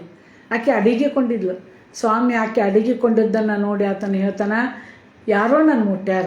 ಏನಾರು ಅಂದ್ರೆ ಸ್ವಾಮಿ ಇಷ್ಟು ಗದ್ದಲ್ದಾಗ ಯಾರು ಮುಟ್ತಾರೆ ನಿನ್ನ? ಇಲ್ಲ, ನಾನು ಮುಟ್ಟ್ಯಾರ, ನನ್ನ ಶಕ್ತಿ ಹೋಗಿತ್ತು. ಶಕ್ತಿಯನ್ನು ಪಡೆಕೊಂಡವಳನ್ನು ಮುಂದೆ ಕರೆದು ಆಕೆಯಲ್ಲಿರುವ ಭಯವನ್ನು ತೆಗೆದುಹಾಕಿ ಆಕೆಗೆ, ಅಮ್ಮ ನಿನ್ನ ನಂಬಿಕೆ ಬಹಳ, ನಿನ್ನ ನಂಬಿಕೆ ನಿನ್ನನ್ನು ಸ್ವಸ್ಥ ಮಾಡಿ ಧೈರ್ಯಪಡಿಸಿ ಬಲಪಡಿಸಿ ಉತ್ತೇಜನ ಪಡಿಸಿದರೆ ಧೈರ್ಯಪಡಿಸುವಂಥವನ ಆತನಾಗ್ಯಾನ. ನೋಡ್ರಿ, ಪೇತ್ರ ನಂಬಿಗಸ್ತನಾಗಿ ಶಿಷ್ಯನಾಗಿದ್ದರೂ ಕೂಡ ಯೇಸು ಸ್ವಾಮಿ ನೀರಿನ ಮೇಲೆ ನಡೆಯುವಾಗ ಅದನ್ನು ನೋಡಿ, ಸ್ವಾಮಿ ನನಗೂ ನಡೆಯಕ್ಕೆ ಕೊಡ ಅಂದ. ಬಾಪ ನಡೆದು ಬಾ ಅಂದ ಸ್ವಾಮಿ. ನಡೆದು ಬರುವಾಗ ಯೇಸು ಸ್ವಾಮಿ ನೋಡಿದಾಗ ನೀರ್ ಮೇಲೆ ನಡೆದ, ಯಾವಾಗ ಬಿರುಗಾಳಿ ನೋಡಿದ ಮುಳುಗಾಕತ್ತ. ಅವಾಗ ಸ್ವಾಮಿ ತಿರುಗಿ ಅವನಿಗೆ, ಯಾಕೆ ನೀನು ಭಯಪಡುತ್ತೀ, ಅಪನಂಬಿಗಸ್ತ ಅಲ್ಪ ವಿಶ್ವಾಸಿ ಅಂತ ಕೈ ಹಿಡಿದ ಆತನನ್ನು ಎತ್ತಿದ. ಹೌದು ನನ್ನ ಪ್ರಿಯ, ಈ ದಿವಸ ಸ್ವಾಮಿ ತಾನು ಬಲವನ್ನು ಹೊಂದುವುದಲ್ಲದೆ ಇತರರನ್ನು ಬಲಪಡಿಸಿದ. ಈ ದಿವಸ ನಮ್ಮ ಸೇವೆಯಲ್ಲಿ ಎಷ್ಟೋ ಅಡೆತಡೆಗಳು ಬರ್ತಾವ್ರಿ, ಅವಮಾನ ಬರ್ತಾವೆ, ನಿಂದೆ ಬರ್ತಾವೆ, ಪಾಲಕರಿಂದ ಬರ್ತಾವೆ, ಎಲ್ಲ ಡಿಪಾರ್ಟ್ಮೆಂಟಿಂದ ಬರ್ತಾವೆ. ಎಲ್ಲೇ ಬಂದರೂ ಕೂಡ ನಾವು ಅದನ್ನು ಕರ್ತನ ಪಾದಕ್ಕಿಟ್ಟು ಬೇಡಿ ನಾವು ಬಲ ಹೊಂದಿ ಆ ಮಕ್ಕಳನ್ನು, ಪಾಲಕರನ್ನು, ಎಲ್ಲರನ್ನ ಬಲಪಡಿಸಬೇಕು. ಅನೇಕ ವೇಳೆ ನಮ್ಮ ಒಂದೊಂದು ಮಾತು, ಒಂದು ಪ್ರಶಂಸೆಯ ಮಾತು, ಒಂದು ಧೈರ್ಯದ ಮಾತು, ಒಂದು ಸಂತೈಸುವಿಕೆ ಮಾತು ಮಕ್ಕಳ ಮನಸ್ಸನ್ನೇ ಬದಲಾಯಿಸುವಂಥದ್ದಾಗಿರ್ತೈತೆ ರೀ. ಆದ್ದರಿಂದ ನಾವು ಆ ಒಂದು ಕಾರ್ಯವನ್ನು ಮಾಡಲಿಕ್ಕೆ ಶಕ್ತರಾಗಬೇಕು. ಆಗ ಕ್ರಿಸ್ತನಂತೆ ನಾವು ಕೂಡ ಶ್ರೇಷ್ಠ ಗುರುಗಳಾಗಲಿಕ್ಕೆ ಸಾಧ್ಯ. ಮತ್ತು ಕೊನೆಯದಾಗಿ 6ನೇ ಅಕ್ಷರ ರಿಲೇಷನ್ಶಿಪ್, TEACHER, ರಿಲೇಷನ್, ಸಂಬಂಧ. ಕರ್ತನು ನೋಡ್ರಿ ಗುರು ಶಿಷ್ಯರ ಸಂಬಂಧವನ್ನು ಅಲ್ಲಿ ಆತನು ತೋರಿಸ್ತಾ ಇದ್ದಾನೆ. ಹೆಂಗಿತ್ತು ಗುರು ಶಿಷ್ಯರ ಸಂಬಂಧ ನೋಡ್ರಿ. ಯೇಸು ಸ್ವಾಮಿ ಕೂಡ ಆತನ ಶಿಷ್ಯರೆಲ್ಲ ಇರುವಾಗ ದೇವರು ಕೊಟ್ಟಂಥ ಯೋಜನೆಯನ್ನೆಲ್ಲ ಮಾಡಿ ಮುಗಿಸಿ ಆತನು ಶಿಲುಬೆಗೆ ಹೋಗುವಾಗ ಅಲ್ಲಿ ಆತನು ಶಿಲುಬೆಯ ಮೇಲಿಂದ ತನ್ನ ಶಿಷ್ಯನಿಗೆ ಹೇಳ್ತಾನೆ, ಈಗೋ ನಿನ್ನ ತಾಯಿ, ಈಗೋ ನಿನ್ನ ಮಗನು. ಯೋಹಾನನಿಗೆ ತನ್ನ ತಾಯಿಯನ್ನು ಒಪ್ಪಿಸಿ ಕೊಡ್ತಾ ಇದ್ದಾನ್ರಿ. ಸಂಬಂಧ ನೋಡ್ರಿ, ಆತ್ಮಿಕ ಶಿಷ್ಯನ ಸಂಬಂಧ. ಆತನಿಗೆ ತನ್ನ ಆತ್ಮಿಕ ತಾಯಿಯನ್ನು ತನ್ನ ಅಣ್ಣ ತಮ್ಮಂದಿರಿದ್ದರೂ ಅವರಿಗೆ ಕೊಡಲಿಲ್ಲ. ಯಾರಿಗೆ ಕೊಟ್ಟ? ಆತ್ಮಿಕ ಶಿಷ್ಯನ ಕೈಗೆ ಕೊಟ್ಟ. ಈಗೋ ನಿನ್ನ ಮಗನು. ನೋಡ್ರಿ ಸಂಬಂಧ ಹೆಂಗೈತೆ ನೋಡ್ರಿ, ಆತ್ಮಿಕ ಸಂಬಂಧ. ಮತ್ತು ಅಲ್ಲಿಯೂ ಕೂಡ ಆತನು ದಶಾಜ್ಞೆಯನ್ನು ನೆರವೇರಿಸ್ತಾ ಇದ್ದಾನೆ. ನೋಡ್ರಿ ಏನಂತ ಹೇಳಿದರೆ, ನಿನ್ನ ತಂದೆ ತಾಯಿಗಳನ್ನು ಆತ್ಮದ ಬಾಂಧವ್ಯ ಇಲ್ಲಿ ಆತನು ತೋರಿಸ್ತಾ ಇದ್ದಾನೆ. ನೋಡ್ರಿ, ಆತನು ಕೊನೆಯ ಕ್ಷಣಗಳಲ್ಲಿರುವಾಗಲೂ ದಶಾಜ್ಞೆಗಳಿಗೆ ವಿಧೇಯನಾಗಿರುವುದನ್ನು ನಾವು ನೋಡ್ತೇವೆ. ಹೌದು ನನ್ನ ಪ್ರಿಯರೇ, ಹಾಗಾದರೆ ಎಲ್ಲರೂ ಕೂಡ ಆತನ ಸಂಬಂಧ ನೋಡ್ರಿ. ಆ ಸಂಬಂಧ ಹೆಂಗಿತ್ತು ಅಂತ ಹೇಳಿದರೆ ನೀವು ಮಾಡ್ಲಿಕ್ಕೆ ಸಾಧ್ಯ ಇಲ್ಲದನ್ನು ಹಿಡಿದು ಕೊಡುವಂಥ ಯೂದನು ಆತನೊಟ್ಟಿಗೆ ಇದ್ದರೂ ಕೂಡ ಆತನು ತೋರಿಸುವ ಪ್ರೀತಿಯಲ್ಲಿ ಕಿಂಚಿತ್ತಾದರೂ ಬದಲಾವಣೆ ಮಾಡಲಿಲ್ಲ. ಅಲ್ಲಗಳೆಯುವಂಥ ಶಿಷ್ಯ ಆತನು ಕೂಡ ಇದ್ದರೂ ಕೂಡ ಆತನು ಎಚ್ಚರಿಸಿದನು ವಿನಃ ದ್ವೇಷಿಸಲಿಲ್ಲ. ಹೌದು ನನ್ನ ಪ್ರಿಯರೇ, ಹಾಗಾದರೆ ಸ್ಥಾನಮಾನ ಯಾವುದನ್ನು ಆತನು ತೋರಿಸದೆ ಸರಳವಾದ ಯಥಾರ್ಥವಾದ ಅನ್ಯೋನ್ಯತೆ ಪ್ರೀತಿಯನ್ನು ಶಿಷ್ಯರೊಟ್ಟಿಗೆ ಆತನ ಹಂಚಿಕೊಂಡ. ಅದಕ್ಕಾಗಿ ಆತನ ಶ್ರೇಷ್ಠ ಗುರುವಾದ. ಈ ದಿವಸ ನನ್ನಲ್ಲಿ ಇಂಥ ರಿಲೇಷನ್ಶಿಪ್ ಇದೆಯಾ? ನಾನು ನನ್ನ ಸಹಪಾಠಿಗಳೊಂದಿಗೆ, ನನ್ನ ಶಿಷ್ಯರೊಂದಿಗೆ, ನನಗಿರುವಂಥ ಪಾಲಕರೊಂದಿಗೆ, ನನಗಿರುವಂಥ ಸಹ ಶಿಕ್ಷಕ ವೃಂದದೊಂದಿಗೆ ಇಂಥ ಸಂಬಂಧ ನಂದಿದೆಯಾ? ಹಾಗಾದರೆ ಇದು ಸ್ವಾಮಿ ನನಗೆ ತಿಳಿಸ್ತಾನೆ, ನನ್ನ ಮಗನೇ, ನನ್ನ ಮಗಳೇ, ನಾನು ಗುರುವಾಗಿದ್ದರೂ ಕೂಡ ನನ್ನ ರಿಲೇಷನ್ಶಿಪ್ ಅದು ಒಂದು ಮಾನವೀಯ ಮೌಲ್ಯಗಳಿಂದ ಕೂಡಿತ್ತು ಎಂಬುದನ್ನು. ಹಾಗಾದರೆ ಯೇಸು ಸ್ವಾಮಿಯಲ್ಲಿರುವಂಥ 5, 6, 7 ಗುಣಗಳನ್ನು ನಾವು ಈಗಾಗಲೇ ನೋಡಿದ್ವಿ. ಕರ್ತನಲ್ಲಿ ನನ್ನ ಪ್ರೇರೆ ಏನಂತ ಹೇಳಿದರೆ ನೋಡುವುದಾದರೆ, ಮೊದಲೇದಾಗಿ ಆತನು ಆತ್ಮನಿಂದ ಅಭಿಷೇಕಿಸಲ್ಪಟ್ಟನು ಮತ್ತು ಆತನು ಕಾರ್ಯದಕ್ಷತೆಯಿಂದ ಕೂಡಿದ್ದನು ಮತ್ತು ಅಧಿಕಾರದಿಂದ ಕೂಡಿದ್ದನು. ತನ್ನನ್ನು ಸಂಪೂರ್ಣವಾಗಿ ಸಮರ್ಪಣೆ ಮಾಡಿಕೊಂಡನು ಮತ್ತು ತನ್ನನ್ನು ತಗ್ಗಿಸಿಕೊಂಡನು ಮತ್ತು ನೋಡ್ರಿ, ತನ್ನನ್ನು ಕರ್ತನಿಂದ ಬಲ ಹೊಂದಿದನು ಮತ್ತು ಧೈರ್ಯಪಡಿಸಿದನು ಮತ್ತು ಶಿಷ್ಯರ ಸಂಬಂಧ ಅದು ಆತ್ಮಿಕ ಸಂಬಂಧವಾಗಿತ್ತು ಎಂಬುದಾಗಿ ನಾವು ನೋಡ್ತೇವೆ. ಹಾಗಾದರೆ ನಿಜವಾದ ಶಿಕ್ಷಕನ, ನಿಜವಾದ ಗುರು, ನಿಜವಾದ ರಬ್ಬೂನಿ ಆತನ ಯಾಕಾಗಿದ್ದಂದರೆ ಈ 7 ಗುಣಗಳು ಆತನಲ್ಲಿ ಇದು. ಈ ಗುಣಗಳು ಇದ್ದದ್ರಿಂದ ಶ್ರೇಷ್ಠ ಗುರುವಾದರೆ ಆತನು. ಹಾಗಾದರೆ ಆ ಶ್ರೇಷ್ಠ ಗುರು ಕಲಿಸಿದ್ದೇನು, ಏನನ್ನ ಲೋಕಕ್ಕೆ ಕಲಿಸೋದ, ಶಿಷ್ಯರಿಗೆ ಏನನ್ನ ತೋರಿಸಿದ ಎಂಬುದನ್ನು ನಾವು ಶ್ರೇಷ್ಠ ಗುರುವಾದ ಯೇಸು ನೀಡಿದ ಶಿಕ್ಷಣ ಎಂಥದ್ದಾಗಿತ್ತು ಎಂಬುದನ್ನು ನಾವು ತಿಳಿದುಕೊಂಡು ಅದನ್ನು ನಾವು ಈ ದಿವಸ ಮಕ್ಕಳಿಗೆ ಕಲಿಸುವುದು ಭಾಳ ಅವಶ್ಯ ಆಗಿದೆ. ನೋಡ್ರಿ, ಎಜುಕೇಷನ್, ಶಿಕ್ಷಣ ಅಂದರೆ ವ್ಯಕ್ತಿತ್ವ ರೂಪಿಸುವಂಥ ಸದ್ಗುಣಗಳನ್ನು ವಿದ್ಯಾರ್ಥಿಯಲ್ಲಿ ಅಳವಡಿಸುವುದು ಅಂತ. ಹಂಗಾರೆ ಎಜುಕೇಷನ್ ನೋಡ್ರಿ, ಇದು ಎಜುಕೇಷನ್ನಲ್ಲಿ 9 ಅಕ್ಷರದವ್ರಿ. EDUCATION ಅಂತ 9 ಅಕ್ಷರ, 9 ಸದ್ಗುಣಗಳನ್ನು ಮಕ್ಕಳಲ್ಲಿ ತುಂಬಬೇಕಂತೇಳಿ ಕ್ರಿಸ್ತನು ತನ್ನ ಮಾದರಿಯಲ್ಲಿ ತೋರಿಸಿ ಈ ದಿವಸ ನಮ್ಮನ್ನು ಬಲಪಡಿಸ್ತಾ ಇದ್ದಾನೆ. ಮೊದಲೇದಾಗಿ ಈ ಅಂದರೆ ಎನರ್ಜಿ, ವಿವೇಚನಾ ಶಕ್ತಿ, ಯಾವುದು ಸರಿ ಯಾವುದು ತಪ್ಪು ಅನ್ನುವಂಥ ತಿಳಿಸುವಂಥ ಶಕ್ತಿ, ಇದನ್ನು ಕರ್ತನ ಅವರಿಗೆ ತುಂಬಿದನ್ರಿ. ನೋಡ್ರಿ, ಇಲ್ಲಿ ಜ್ಞಾನೋಕ್ತಿ 9ನೇ ಅಧ್ಯಾಯ 10ನೇ ವಚನ ಹೇಳ್ತೈತಿ, ದೇವರ ಭಯವೇ ಜ್ಞಾನಕ್ಕೆ ಮೂಲವು, ಪರಿಶುದ್ಧನ ತಿಳುವಳಿಕೆಯೇ ವಿವೇಕವು. ಈ ದಿವಸ ಈ ತಿಳುವಳಿಕೆ ಬೇಕಾಗಿತ್ತು ರೀ ನನ್ನ ಪ್ರಿಯರೇ. ಮಕ್ಕಳಿಗೆ ಈ ಒಂದು ಶಕ್ತಿಯನ್ನು ನಾವು ತುಂಬಬೇಕು. ಸ್ವಾಮಿ ಇದನ್ನೇ ಅವ್ರ ಮುಂದೆ ಪಾರಮಾರ್ಥಿಕವಾದಂಥ ನಿತ್ಯತ್ವಕ್ಕೆ ನಡೆಸುವಂಥ ಶಕ್ತಿ, ಯಾವುದು ಶುದ್ಧ ಯಾವುದು ಅಶುದ್ಧ, ಯಾವುದು ನ್ಯಾಯ ಯಾವುದು ಅನ್ಯಾಯ, ಯಾವುದು ಸತ್ಯ ಯಾವುದು ಅಸತ್ಯ, ಯಾವುದು ಸರಿ ಯಾವುದು ತಪ್ಪು, ಸ್ವತಃ ತೀರ್ಮಾನಿಸುವ ಶಕ್ತಿಯನ್ನು ಯೇಸು ಸ್ವಾಮಿ ಅವರಿಗೆ ತಿಳಿಸಿದ್ದಾರೆ. ಯಾಕಂದರೆ ಒಂದಿನ ಸಬ್ಬತ್ತಿನದೊಳಗೆ ಎತ್ತು ಇದ್ರೊಳಗೆ ಬಿದ್ದೈತಿ, ಬಾವ್ಯಾಗ ಬಿದ್ದೈತಿ, ಮತ್ತು ಅದನ್ನು ತೆಗಿಬಾರ್ದು, ಸಬ್ಬತ್ತಿನ ಯಾವ ಕೆಲಸ ಮಾಡಬಾರ್ದು ಅಂತೇಳಿ ತಕರಾರು ಮಾಡುವಾಗ ಆತನ ಹೇಳ್ತಾನೆ, ಯಾವ್ದು ಮಾಡೋದು ಒಳ್ಳೇದು ನಿಮಗೆ, ಯಾವ್ದು ಮಾಡೋದು ಒಳ್ಳೆಯದು, ಅದರ ಜೀವ ಉಳಿಸೋದು ಒಳ್ಳೆಯದು, ಅದನ್ನಲ್ಲೇ ಸಾಯಕ್ಕೆ ಬಿಡೋದು ನೀವು ನಿರ್ಧಾರ ಮಾಡಿರಿ ಅಂತ ಅವ್ರಿಗೆ ಬಿಟ್ಟಾರಿ. ನನ್ನ ಪ್ರಿಯರು, ವಿವೇಚನಾ ಶಕ್ತಿ ಅಲ್ಲಿ ದೇವರು ಅದನ್ನು ಹೇಳ್ತಾನೆ, ಅದನ್ನು ತಿಳಿಸ್ಕೊಡ್ತಾ ಇದ್ದಾನೆ. ನೋಡ್ರಿ, ಯಾವುದು ಸರಿ. ಈ ದಿವಸ ಮಕ್ಕಳಿಗೆ ನಾವು ಇಂಥ ಒಂದು ವಿವೇಚನಾ ಶಕ್ತಿಯನ್ನು ಕೊಡ್ಬೇಕ್ರಿ. ಅವ್ರ ಮುಂದಿರುವಂಥ ಸಂಗತಿಗಳನ್ನು ಅವ್ರಿಗೆ ವಿವರಿಸಿ ತಿಳಿಸಿ ಹೇಳ್ಬೇಕ್ರಿ. ಅವಾಗ ಅವ್ರು ಏನು ಮಾಡ್ತಾರೆ, ಹೌದಲ್ಲ ಇದು ಸರಿ ಇದು ತಪ್ಪು. ಕರ್ತನನ್ನು ಯೇಸು ಆತನು ನೀತಿ ಸ್ವರೂಪನಾಗಿದ್ದರಿಂದ ನೀತಿಯನ್ನೇ ಪ್ರತಿಪಾದಿಸಿದ. ಈ ದಿವಸ ನಾವು ಆ ಮಾರ್ಗದಲ್ಲಿ, ಆ ನೀತಿಯ ಮಾರ್ಗದಲ್ಲಿ ಇದ್ದುಕೊಂಡು ಮಕ್ಕಳಿಗೆ ಇಂತಹ ತಿಳುವಳಿಕೆ, ವಿವೇಚಿಸುವಂಥ ತಿಳುವಳಿಕೆ, ಪಾರಮಾರ್ಥಿಕಕ್ಕೆ ನಡೆಸುವಂಥ ತಿಳುವಳಿಕೆ, ಸರಿಯಾದದ್ದನ್ನೇ ಮಾಡುವಂಥ ತಿಳುವಳಿಕೆ, ದೇವರ ಭಯದಿಂದ ಕೂಡಿದ ತಿಳುವಳಿಕೆಯನ್ನು ಕೊಡುವುದು ಭಾಳ ಅವಶ್ಯವಾಗಿದೆ. ಇದನ್ನು ಕರ್ತನು ಕೊಟ್ಟ ನಂತರ ಎರಡನೇ ಅಕ್ಷರ ಡಿ ಅಂದರೆ ಡಿಸಿಪ್ಲಿನ್, ಶಿಸ್ತು. ತನ್ನ ಶಿಷ್ಯರಿಗೆ ಶಿಸ್ತನ್ನು ಕಲಿಸಿದ. ಯಾವಾಗ ಏನು ಮಾಡಬೇಕು, ಯಾವುದನ್ನು ಮಾಡಬೇಕು, ಏನು ಮಾಡಬೇಕು ಅದನ್ನು ಅವರಿಗೆ ತಿಳಿಸ್ತಾ ಬಂದ. ಅವರಿಗೆ ಅವರು ವಾಕ್ಯಗಳನ್ನು ಕೇಳ್ತಾ ಬರುವಾಗ ಅವರಿಗೆ ನೀವೇ ಆಹಾರ ಕೊಡ್ರಿ ಅಂದ, ಮತ್ತು ಪ್ರಾರ್ಥನೆ ಮಾಡುವಾಗ ನೀವು ಪ್ರಾರ್ಥನೆ ಮಾಡಿರಿ ಅಂದ. ನೋಡ್ರಿ, ವಾಕ್ಯ ನಮ್ಗೆ ಹಿಂಗೆ ಹೇಳ್ತೈತಿ. ಏನಂದ್ರೆ ಜ್ಞಾನೋಕ್ತಿ 6ನೇ ಅಧ್ಯಾಯ 23ನೇ ವಚನ, ಜ್ಞಾನವೇ ದೀಪ ಉಪದೇಶವೇ ಬೆಳಕು, ಶಿಕ್ಷಣ ಪೂರ್ವಕವಾದ ಬೋಧನೆಯೇ ಜೀವನ ಮಾರ್ಗ. ದೀಪ, ದೇವರ ವಾಕ್ಯ ದೀಪ. ಪ್ರತಿಯೊಂದನ್ನು ಶಿಷ್ಯರಿಗೆ ಆತನು ವಾಕ್ಯದ ಮೂಲಕನೇ ಆತನು ಎಚ್ಚರಿಸ್ತಾ ಇದ್ದ. ಆತನು ಪರ್ವತ ಪ್ರಸಂಗ ಮಾಡುವಾಗ ಎಲ್ಲರೂ ಕುಂತಾಗ ಆತ ಆತ್ಮದಲ್ಲಿ ಬಡವರಾಗಿರ್ಧನ್ಯವರು.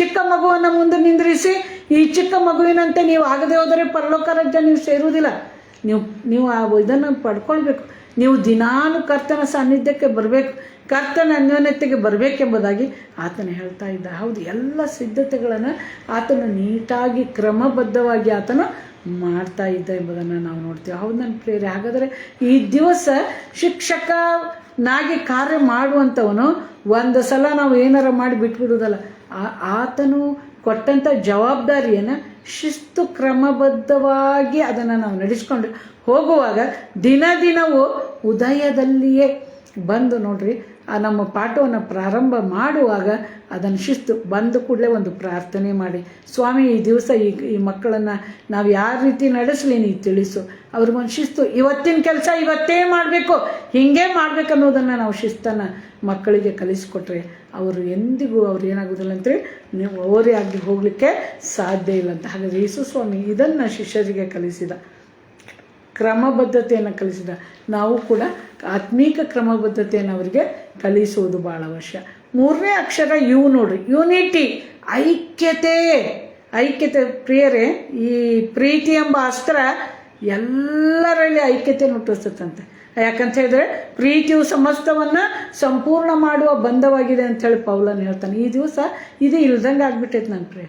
ಎಲ್ಲಿ ನೋಡಿದ್ರು ಪ್ರೀತಿ ತಂದೆ ತಾಯಿ, ಮಕ್ಕಳು ತಂದೆ ತಾಯಿನ ಕೊಲ್ಲಾಕತ್ತಾರ, ಹೆಂಡತಿ ಗಂಡನ ಕೊಲ್ಲಾಕತ್ತಾಳ, ಗಂಡ ಹೆಂಡತಿಯನ್ನು ಕೊಲ್ಲಾಕತ್ತಾನ, ಒಬ್ರಿಗೊಬ್ಬರು ದ್ವೇಷ ಮಾಡಕತ್ತಾರ, ಜಾತಿಯಿಂದ ದ್ವೇಷ ಮಾಡಕತ್ತಾರ, ಪ್ರೀತಿ ಇಲ್ಲ. ಶಾಲೆ ಒಳಗೆ ಶಿಕ್ಷಕರೊಳಗೆ ಸಮಾಧಾನ ಇಲ್ಲ, ಇವ್ರನ್ನ ಕಂಡ ದ್ವೇಷ, ಅವ್ರಿಗೆ ಐಕ್ಯತೆ, ಎಲ್ಲೆಲ್ಲೂ ಅನ್ಯೋನ್ಯತೆ ಇಲ್ಲ.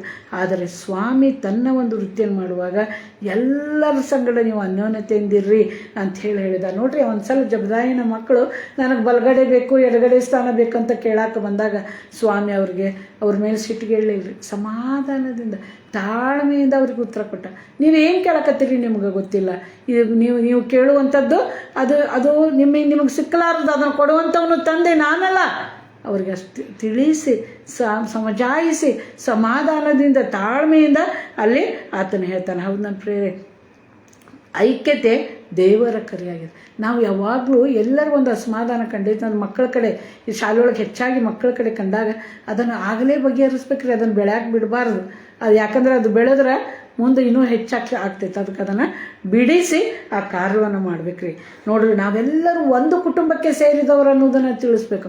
ಅದನ್ನು ಮೊದಲು ಶಿಕ್ಷಕನ ಯೇಸುಸ್ವಾಮಿ ತನ್ನ ಕೂಡ ಇರುವಂಥವರೆಲ್ಲರೂ ಕೂಡ ಆತನು ಯಾವಾಗಲೂ ಐಕ್ಯತೆ ಉಳ್ಳವನಾಗಿದ್ದನು. ಎಲ್ಲಿ ಕೂಡ ಆತನು ತನ್ನ ವ್ಯತ್ಯಾಸವನ್ನು ತೋರಿಸ್ಲೇ ಇಲ್ಲ ಅಂತ ನೋಡ್ರಿ. ಅದಕ್ಕೆ ಈ ದಿವಸ ನಾವು ಒಂದು ಕುಟುಂಬಕ್ಕೆ ಸೇರಿದವರು, ನಾವೆಲ್ಲರೂ ಅಣ್ಣ ತಮ್ಮಂದಿರೆಂದು ಒಬ್ಬರನ್ನೊಬ್ಬರು ಸಹಿಸಿಕೊಳ್ಳ್ರಿ ಎಂಬುದಾಗಿ ವಾಕ್ಯ ಹೇಳ್ತೈತೆ. ಮಕ್ಕಳಲ್ಲಿ ಈ ಪ್ರೀತಿ ಅನ್ಯೋನ್ಯತೆಯನ್ನು ನಾವು ಹುಟ್ಟಿಸ್ಬೇಕ್ರಿ. ಅವ್ರಿಗೆ ಹೇಳಬೇಕು, ಪ್ರಿಯರೇ ಮಕ್ಕಳೇ, ನಮಗೆಲ್ಲ ಇರುವ ಸೂರ್ಯ ಒಬ್ಬನ, ನಾವು ಸೇವಿಸುವಂಥ ಗಾಳಿ ಒಂದೇ, ನಾವು ಕುಡಿಯೋ ನೀರು ಒಂದೇ, ನಾವು ವಾಸಿಸುವ ಭೂಮಿ ಒಂದೇ, ನಮ್ಮ ದೇಹದಾಗ ಹರಿಯುವ ರಕ್ತ ಒಂದೇ, ನಮ್ಮನ್ನು ರಕ್ಷಿಸುವಂಥ ಒಂದು ಕ್ರಿಸ್ತನ ಒಬ್ಬನೇ. ನಾವು ಯಾಕೆ ಆತನ ನಮ್ಮನ್ನು ಕ್ಷಮಿಸ್ಬಿಟ್ಟಾನ, ಆತನ ನಮ್ಮನ್ನು ಪ್ರೀತಿ ಮಾಡಿಬಿಟ್ಟಾನ, ಆತನ ನಮ್ಮನ್ನು ಬಿಡುಗಡೆ ಮಾಡ್ಯಾನ. ನಾವು ಇನ್ನೂ ಕಚ್ಚಾಡಿ ಹರಿದಾಡೋದು ಬೇಡ. ನಾವು ಪ್ರೀತಿಯಿಂದ ಐಕ್ಯತೆಯಿಂದಿದ್ರೆ ಎಲ್ಲವನ್ನು ಜಯಿಸ್ಬೋದು ಅನ್ನೋದನ್ನು ನಾವು ಮೊದಲು ಜೀವಿಸಿ ಮಕ್ಕಳಿಗೆ ತಿಳಿಸಿದ್ರೆ ಮಕ್ಕಳಲ್ಲಿ ಸ್ವಲ್ಪ ಅದು ಬೇರೂರ್ತೈತೆ, ಅದರಿಂದ ಕಾರ್ಯಗಳಾಗ್ತಾವೆ. ಹೌದು ನನ್ನ ಈ ದಿವಸ ಕ್ರೈಸ್ತ ಶಿಕ್ಷಕರಾದ ನಾವು ಇದನ್ನು ಮಾಡಲೇಬೇಕಾಗಿದ್ರಿ. ಇದನ್ನು ನಾವು ಮಕ್ಕಳಲ್ಲಿ ಈ ಬೀಜವನ್ನು ಐಕ್ಯತೆ, ಅದು ಒಂದು ಭಾಳ ಅನ್ಯೋನ್ಯತೆಯನ್ನು ಹುಟ್ಟಿಸುವಂಥ ಕಾರ್ಯಕ್ಕಾಗಿ ನಾವು ಮಕ್ಕಳನ್ನು ಸಿದ್ಧ ಮಾಡಲೇಬೇಕಾಗಿತ್ತು. ಇದು ನಮ್ಮ ಕರ್ತವ್ಯವಾಗೈತಿ. ಪ್ರೀತಿ ಎಂಬ ಅಸ್ತ್ರ ಎಲ್ಲರೊಳಗೆ ಇದನ್ನು ಐಕ್ಯತೆಯನ್ನು ತರುವಂಥದ್ದಾಗೈತೆ ಅನ್ನೋದನ್ನು ನಾವು ಎಂದಿಗೂ ಮರಿಬಾರ್ದು. ಮುಂದಿನ ಅಕ್ಷರ ಸಿ, ಕ್ಲೀನ್ಲಿನೆಸ್, ಶುಚಿತ್ವ, ಪರಿಶುದ್ಧತೆ.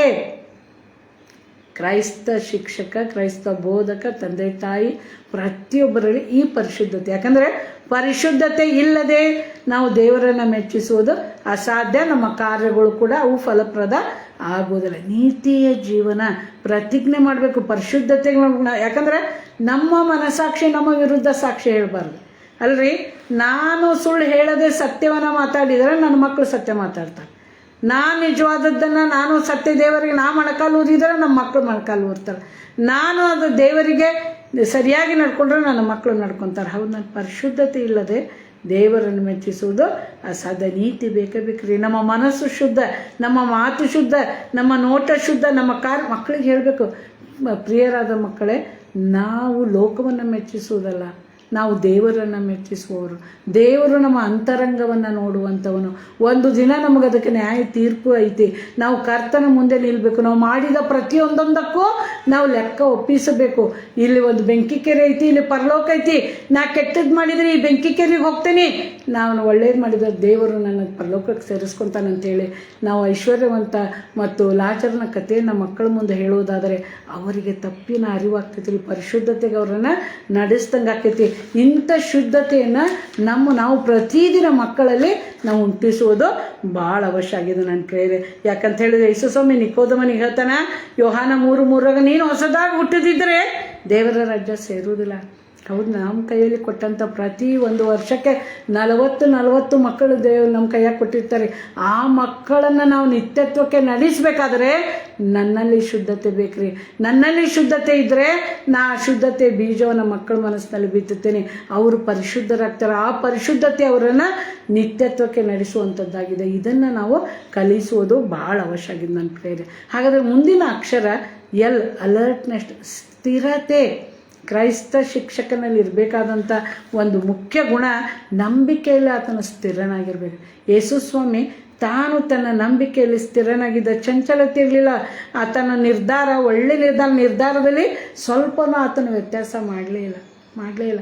ನೋಡ್ರಿ, ಅನೇಕ ವೇಳೆ ಪೇತ್ರ ದುಡುಕಿನಿಂದಂತ, ಸ್ವಾಮಿ ನಿನಗೆ ಯಾವಾಗೂ ಹಿಂಗೆ ಆಗಬಾರ್ದಪ್ಪ, ನೀ ಇಲ್ಲೇ ಇರಬೇಕು ಅಂತ ಹೇಳಿದ. ಸ್ವಾಮಿ ಸೈತಾನನೇ ಇಲ್ಲಿಂದ ಹೊರಟು ಹೋಗು ಅಂದ.